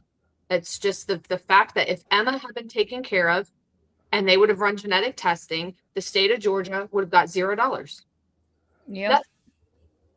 So, and I would love to sit down and actually do the math to see how much they made off of the Hernandez. Oh. That'd be very interesting to do, actually, statistically, to see what it was. I think that she was checked and they did like $36,000 worth of testing to Emma. Yeah, that is true. About 36,000. It wasn't even limited to Emma. I mean, Aria went through like some sort of obesity thing. So they went after both kids. I mean, she was 3.5, you guys, and she's itty bitty tiny. And we saw on one of the insurance claims was a in-person obesity counseling session for Aria. I mean, absolutely. To even try to act like this is an insurance fraud at that point, it's just like, guys. That's what I'm saying. Yeah. It's all insurance fraud, and they can just get away with this shit. Yeah. Well, at some point, we need to have a serious sit down with this child abuse as a field of study, because there is not science. Like, they're doing seminars and talking at each other. They're radiology and looking good, and it's just some club that they get together. That's all. Yeah. It's not related to the Fabian Society by any chance. The Helper Society. I would love for Megan to dig deep into that. I would love to know more about the Helper Society. I've read a little bit about them. They sound like they're well named. The Hellfire Society, you said? Yeah. Mm-hmm. It's really creepy.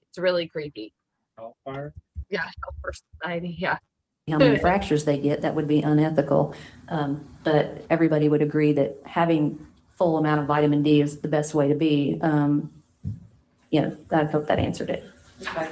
And then I noticed that in your review of Emma's medical records, you noted the ortho consults that she had undergone early on in June 6th and 7th in your notes. Okay. And so I guess why would the impressions of the orthopedic residents and the orthopedic doctors, why would that be relevant to the findings and analysis that you're making?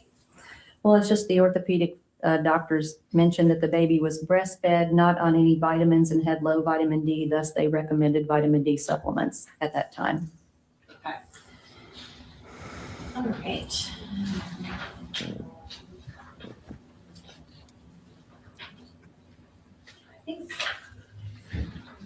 So moving on to the rib fractures in infants overall, as you've mentioned, inflicted trauma is always a possibility with any fracture. Would that be correct? Yeah, any infant with a fracture inflicted injury is always going to be considered.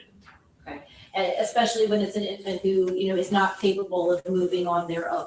right? That's correct. We always are very, I think in general, pediatricians and the whole pediatric community is very zealous in looking at and considering any type of inflicted injury to be sure that child abuse is appropriately considered.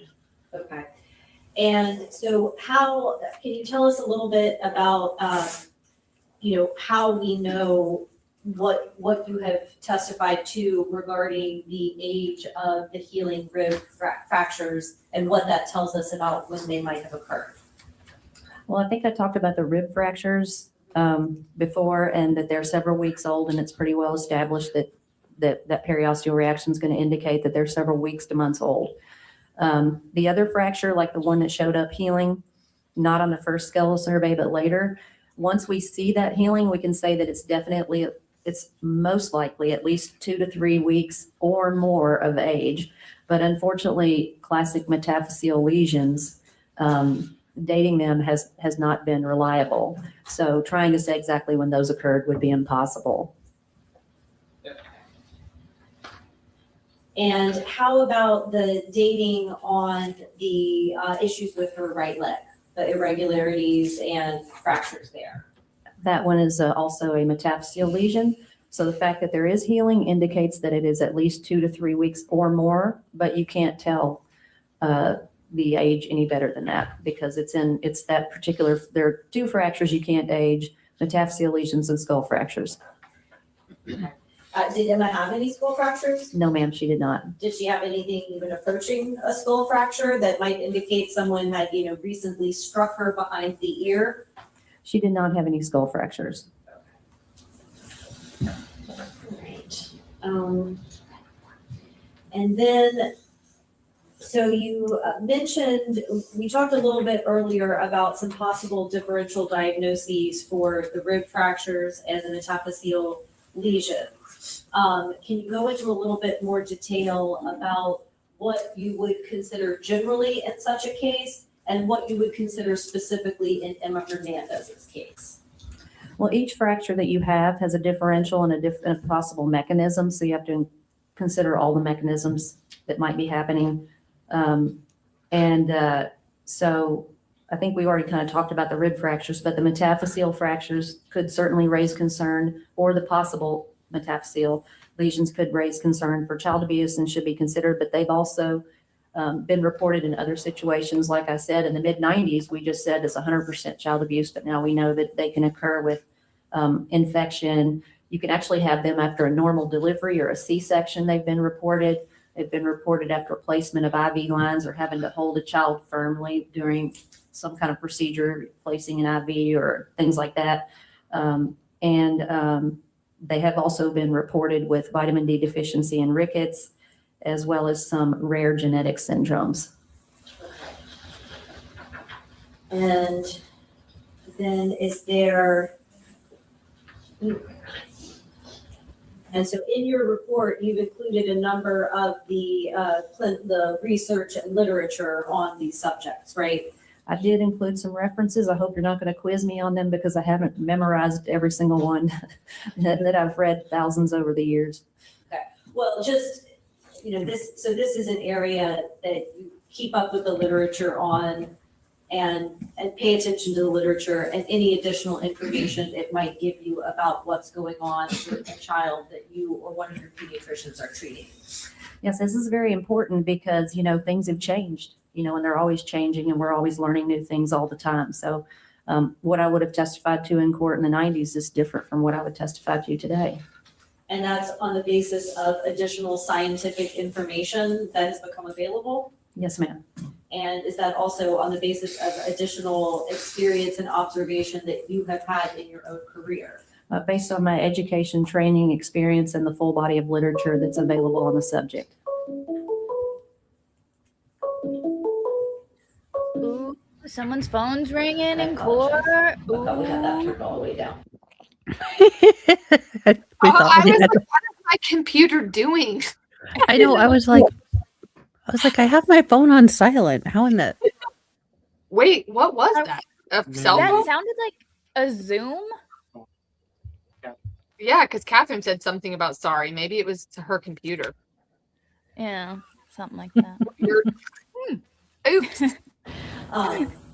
So is there anything else about your impressions because you've never treated Emma Hernandez personally, let's No, ma'am. so you've never seen her yourself, but based on your review of her medical records and skeletal surveys, do you believe that at this point you could conclusively say that she was a victim of child abuse? So I think maybe a better way to ask that, as a radiologist, I would not actually be laying hands on children. That would be the pediatricians.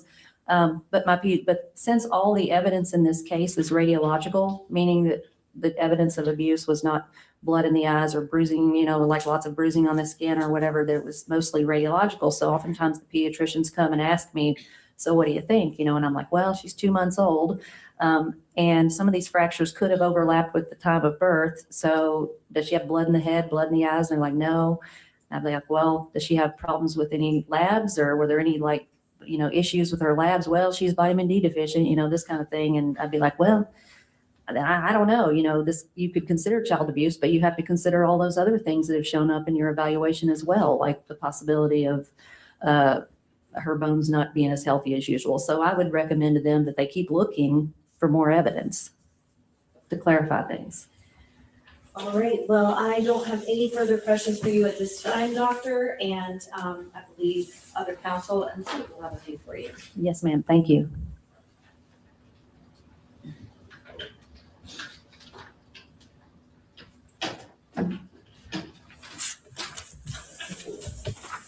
Also, I really like the light. I like the light blue and cork. Good morning. It's very soft. I just have a couple of It follow-up is. questions. With respect to the labs on that page, based on the labs that you reported in your report, would you say those labs were within normal limits? No, sir. But the ones in my report, I only included abnormals in my report, so no. Would you characterize those labs as being reassuring? No, sir. And as far as the elevated D-dimer, if I was to tell you that elevated D-dimer is due to the trauma, would you agree with that? No, sir. Elevated D-dimer is very nonspecific, and it can be abnormal in a multitude of situations. Also, in your notes under history of present illness, you mentioned a ortho surgical consult, I believe. Is that correct? Yes, sir. And did you state in there that has no pain with movement despite the healing CML of right femur and tibia? Is that correct? Yes, once they saw the femur was healing, the baby had no pain, even though on palpation by the surgeons, even though there was a known fracture there. Okay. It's my understanding that it may have been good for them to do some type of follow-up MRI rather than just stick with CT scans. Your opinion here? Well, in the beginning is the time you'd want to do it when the baby first presents. You can do an MRI instead of a CAT scan. It's recommended because it does not require radiation. So they're able to avoid that radiation to the brain. And also because it picks up more injuries that you might miss on the CAT scan. And it's fair to say that on this particular CT exam, that emotion artifact could be the cause of the swelling on the head as well? It wouldn't be the cause of swelling, but the problem is if you have a motion artifact in the exact area that you're concerned about, you have to take that into account, and you're looking for actual real definite findings, not maybes. Would you agree in this case, there's certainly a lot of maybes? There are a lot of maybes, yes, sir. In fact, when it comes to vitamin D deficiency, Again, I love her. deficiency can take longer than, or up to 6 months to even show up on the X-ray. Is that correct? Bleeding. How long? He has her on cross, so. I'll let you ask the question. I think you said you'd rephrase, please do so. Doctor, how long would it take to for vitamin D deficiency to show up on the X-ray? Most metabolic problems in children, like even other vitamin deficiencies, like say vitamin C or vitamin D, are going to take months to show up on an X-ray. It would be unusual for a 2-month-old to have signs of it. And in this particular case, Emma was prescribed with polybisol. Is that your understanding? Yes, sir. So as a matter of fact, it'd be even less likely for that vitamin D to show up on an X-ray. Would you agree with that? Well, I don't think she was prescribed that until after the skeletal survey that I'm talking about. So, but for the signs for children who have definite signs of vitamin D deficiency on the x-rays, they usually show up closer to like 5-6 months of age because it takes a long time for those signs to show up on the x-ray. Now, does bone density show up on an x-ray? Well, bone density is just a description of the x-ray. How dense are the bones, for example? Would it be important in this particular case to maybe have done a DEXA scan? You know, DEXA scan is great for older women with osteoporosis. I've had one. Some of you may have had one. And it's wonderful for adults because our x-rays can look completely normal, even though we may have lost up to 30% of our bone density. And that can I resent that. I had to have one in my 20s. Look normal. But Same. unfortunately, DEXAs are not very reliable in babies at all. So we aren't really able to use them in babies. I wish we could because it would really, I think it would be wonderful if we could learn more about their bone density. But, and some places do them. And they do have the utility in children of, if you suspect a child has problems with their bone density, you could do it and they become their baseline and then you treat them and then you could compare later. But unfortunately, we can't compare to the general population. We can only compare them to themselves. Is vitamin D deficiency, is it always associated with rickets based on your education, training, and experience? Vitamin D deficiency is a lab result. When you get the labs back, it tells you what the number is, and that's how you get, that's the number. It's deficient or insufficient or normal. Rickets is a different thing. That's a whole diagnosis. And on x-ray, we only see the signs of vitamin D deficiency or rickets. If we see florid evidence of rickets, you know, like in a several-month-old baby, we can say consistent with rickets or looks like rickets. So I can make that diagnosis on imaging, but just because I don't see it doesn't mean they don't have it. Would you agree or disagree that the child abuse diagnosis made in this case is definitive? Objection. It's the ultimate issue. What is she objecting to? So there is no like test for. She said Basically, she was. that's why we're here. Yeah, how could she object to that? It doesn't make any sense. The whole testimony's been leading up to that question. That's right. She knows Did that the too. did the judge overrule it? Because it sounded like he did, but I didn't quite catch that. I think he said go ahead. Yeah. Okay. For child abuse, like if I say I'm going to do a test and look for cancer, I can do a biopsy and diagnose cancer, you know. But ultimately, child abuse is always based on the opinion of the doctors involved. Unless you have a full confession or a videotape of somebody actually committing the crime, it's not ever 100% definitive. Thank you. That's all I have.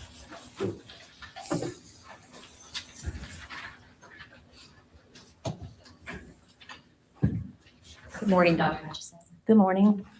Just want to make sure. So from what you observed of the radiographs, you observed 3 rib fractures, correct? Yes, ma'am. You saw 1 right foot fracture? An area that was suspicious. Okay. 2 right femoral classic metaphyseal lesions? One that was proven on the follow-up and the other that just went away. So uncertain on that one. So, okay, so not 2, but 1 of them was? Yes, ma'am. Okay. And then 1 right tibial classic metaphyseal lesion? Again, that one went away on the follow-up, so difficult to confirm. Okay, so the ones that you were able to confirm were the 3 rib fractures? And the femur. And the femur? Yes, ma'am. Okay.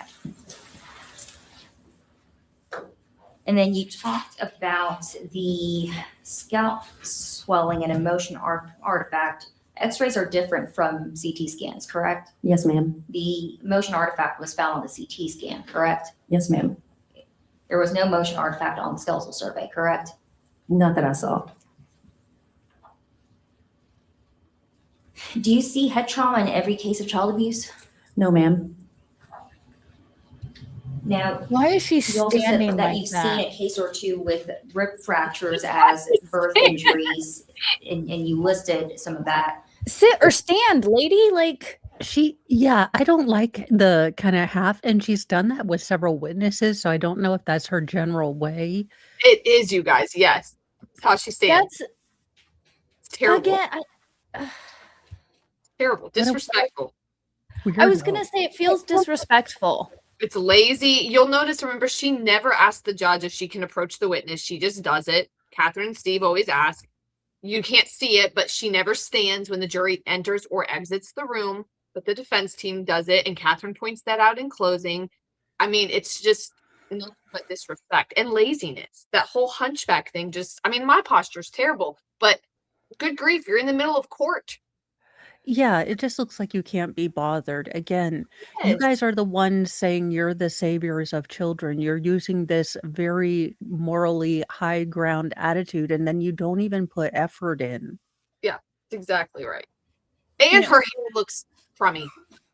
Yeah, she does. Yeah, it's the kind of bun I put in before I'm gonna cook something, just to get it out of my face. It doesn't look professional. Yeah, not in court. Yeah, no. No, and why is she dressing up like Kim Jong-un? What is up with like the big over jackets and they're all boxy? She's got a nice figure. I mean, or Hillary Clinton. Oh, don't say such things. Don't ever say so nice about her again, please. Won't do it. I can't handle it. And you stated that one case was when the child was premature. Emma was not premature in this case, correct? She was not premature. She was also not a twin or a triplet, correct? That's correct. You also said something about genetic disorder. Did you have anything stating that she had a genetic disorder? No, at the time I wrote my report, the genetics were being sent off. I understand the report has come back now. Gotcha. Then I wanted to talk about the vitamin D. Do all babies with low vitamin D have fractures? No, ma'am. And you can't say sitting here today that low vitamin D causes fractures, correct? I think it's been well reported that it does cause fractures, but I couldn't say in this specific case that it is the cause of the fractures. That have boom. Exactly. Yes, lady. We all know vitamin D helps our bones or hurts our bones. We know this. It's not a secret. We know it. Yeah. Having low vitamin D itself causes fractures? It puts you at higher risk for fractures. That's the most I could say.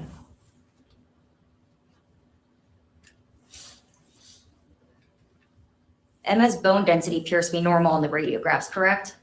It appears to be normal, yes. And there were no signs of vitamin D deficiency or rickets in her radiographs, correct? She does not have the radiographic findings of rickets, no.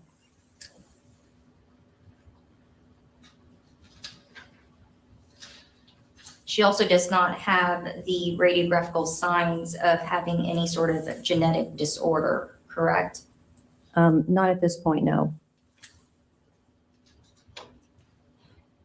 And you stated that in reviewing this case, you go over, you first do a blind review, and then based on the attorney's request, you may do additional work. Are you compensated for conducting a blind review? Your Honor, I would object as to the relevance of this question. I mean, I guess we could have asked this of all of the state's witnesses how much they were getting paid to be here, but. Goes towards their bias, Your Honor. Yeah, overruled. You may go into it. Are you compensated for conducting a blind review? Do we want to finish this up, or Flux? I can't hear you. Oh, I'm squalling out. I'm angry because everybody gets fucking paid to do their job. Every state witness. Everybody in that room, but the parents. Yes. Even the fucking jury. They are compensated for their fucking time being there. And every fucking prosecutor, I don't know You think, how long have we been doing trials? How long has being a prosecutor been a thing? Why do you still think asking this question about how much are you being paid is a good question? It is a waste of everybody's fucking time, and I'm so fucking tired that nobody has seemed to figure this fucking out yet. I'm gonna except call Flux. is angry. No, Flux is angry. spot on. If you had real concerns, if you had anything that you could do on Hutchison, this would never be a question you had to ask. This is what they go to if they have nothing. No, I mean, and it's daily. It's procedural now. Now there are some times where this is really interesting, like how much the state of Massachusetts paid Judson Welcher. So I do think it's. Thank you. I do think it's appropriate to ask, but when it's glaring that she did a good job, that she's very bipartisan, it just looks like a hacky question. Yeah, like I don't think anything like gets. It's just that nobody's surprised that she was paid. Of course, she's paid. She's a medical professional who took time to review records and write a report. Of course, she was paid. And because of Yi, the prosecutor, she was paid even more because she refused to allow Zoom witnesses. So Matt and Taki had to pay to fly her in from another state. So not only is she paid to be there, she's paid more because Yi would not allow her to be over Zoom. What a monkey. I hate the prosecutor. Do we go without I'm angry. or do we call it or what? We're so you gotta call Flux squalls out there, and Flux gets angry. Yeah, you lost it pretty well there.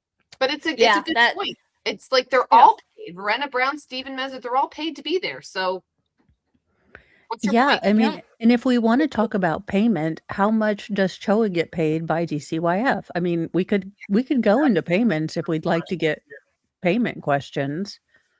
Mm-hmm. That's the question: is what's the contract between the state and these caps look like? We want to start talking about who's getting paid money, but do we go on without Megan? I hate she's missing it, but there's like only a few minutes left.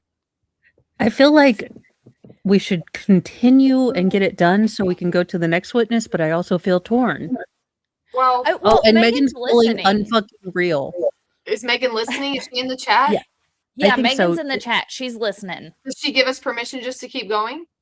Yes, I think so. She's not missing it. She's here. Yeah, we'll get through this. Yeah. Okay.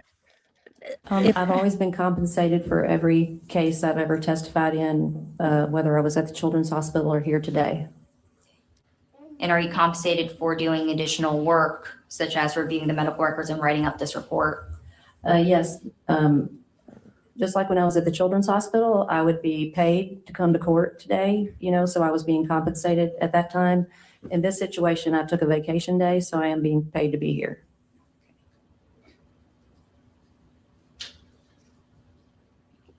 And is that an additional fee to write up a separate report? Yes.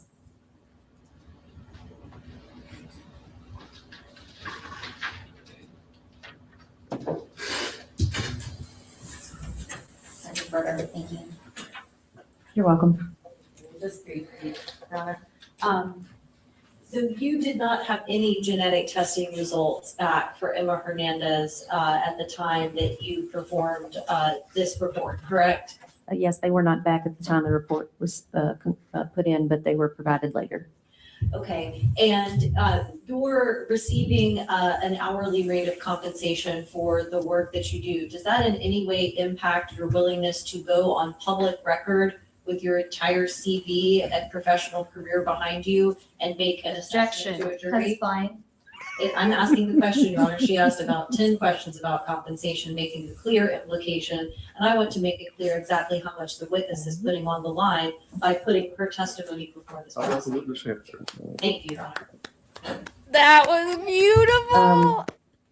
Let me try to ask the question. I love Catherine. She's just like, but sorry. But Yes, youngest, most feral co-host is here. Dingus is trying to eat my one chicken nugget that Mr. Mowbray. It's a really wild. It's a wild day. Dingus, get off the. No one can see. For the love of cheese, get down, young man. Encourage him. For the love of- This is the best. Everything okay, Mo? Megan will expect compensation for the Only Cats footage. You know. Oh gosh. Yeah, Catherine did amazing. Like she wrapped that up into exactly what everyone's thinking. Like, Your Honor, she started this line of questions. Yes, She Dingus like, was boom, just thoroughly boom, annoyed bam. too. Oh yeah, that was a beautiful. Doctor, whenever you come and testify in court, are you putting your professional credibility on the line? 100%. Are you often judged by the contents of the transcripts that are generated by your public testimony? Yes, I could be in the future, so I keep that in mind. And do you see this work as a part of the same work that you are doing with the College of Radiology and the Board of Radiology and the Board of Pediatrics, etc.? Yes, we can call that an official Jingles attack, although it was a Dingus attack. Let's do it. Cat attack, either way. And thank you, SF. Look, that is very close to an F word that I'm going to mess up. So, thank you for I the always $2 say- for the cats. I always say SF, aka SF. See, I that's just a good try. idea. But you can mark off cat attack. It wasn't Mr. Jingles, but Dingus stepped in. etc. It would not be connected to that, but it's in my role in this event, I guess, is to just try to educate the jury to the degree I can on what I know about child abuse and imaging. Okay. And would you ever accept compensation to provide anything other than your honest opinion based on your training, experience, and credentials? No, if I did that, I would ruin my career. So I would not do that. Okay. And then just And as the a general obvious science answer. question, are you aware of how the scientific community operates with regard to experimentation on mice as they tell us anything about humans? Almost all experimentation starts with mice because we can't really do it on people at first, so, or some kind of lab. I mean, but if that's what you're asking. Okay. And then finally, so if You mean the famous "mice aren't people" quote isn't scientific that, fact? Yeah, I think that's where we would quote that right here. Mice aren't people. And what was that doctor's name again? Dr. Wilcox. Mail Glenn Close? Huh? Yeah, it was Dr. Wilcox. Mice Oh, yeah, that's right. The individual. a case with the same facts as Emma Hernandez had come to your hospital on June 6th, what would you have told your pediatricians in terms of guidance as to how to work up this case for an analysis of whether or not non-accidental trauma was inflicted upon Emma Hernandez? I think we've kind of been over most of that, but I would just tell them that all the evidence in the case at this point is bone related. Since there's no blood in the head or blood in the eyes, that we just have bone issues. Therefore, you have to consider, does the baby have bone problems or do they have child abuse? And they would have to weigh those two things in the balance and then correlate with all the labs and things that could impact bone health. And is there anything else about your analysis that your report that will go out as an exhibit that you have not shared with the jury yet? No, ma'am. Thank you so much for your time, Dr. Hutchison. You're welcome. Anything else? Just two questions, doctor. Did she have a bone density test done in this case? I do not recall her having one. If she did, I'm not aware of it. Did CHOA rule out every medical diagnosis when it comes to Emma's case? Well, you can't rule out every single thing on the list. So ultimately, like I said, child abuse ends up being, ends up being your best guess. I don't want to say guess, but your best diagnosis.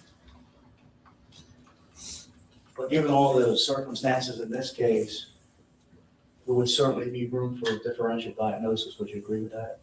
Well, they did actually rule in that she's vitamin D deficient, so that was ruled in, not out. Thank you. You're welcome. Appreciate it. Any reason why this witness can't be excused then? No, Your Honor, let her get back to her hospital. No. Thank you, ma'am. Thanks, Very Steve. much, Your Honor. Thank you. Appreciate your time. Just sweet. Yeah, she is. And I have to say, the witnesses It was great, on great person. Yeah, it was. That was great testimony. Clear cut. It's pretty, and she said you can't rule anything. You can't rule child abuse out of Well, something like this. She said that. I'm You pretty can't. sure Yi asked every single one of our witnesses if they were compensated. That's It's basically how such- she closes it because she doesn't have any real. You don't have anything else. And Yeah. they're lazy. I like how she threw in, hey, they actually did rule vitamin D deficiency. Because if you remember, CHOA doctors, especially Mesner, said she was insufficient. Not deficient, she was insufficient. But yeah, there was a lot of fighting about those two different definitions. powerless boss. Megan. All right, I'm only back to end the stream because there's terrible interference on my end. We don't just have a power outage. Now I've received a message that there's a massive data outage. I don't even know how I'm on right now. I have no idea how we're connected. It's very clear. No, and Megan, if you get demonetized for the only cats footage, Dingus will contact you. Oh gosh. But I appreciate all of you. I appreciate all of you taking over. So I will just sit here, and when you are ready to go, I'll end the stream. I'll just be quiet now. Well, I'm ready. I appreciate you guys. Thank you for letting us push forward with Yes, that. thank you so much. Yes. Thank you for watching. Yeah.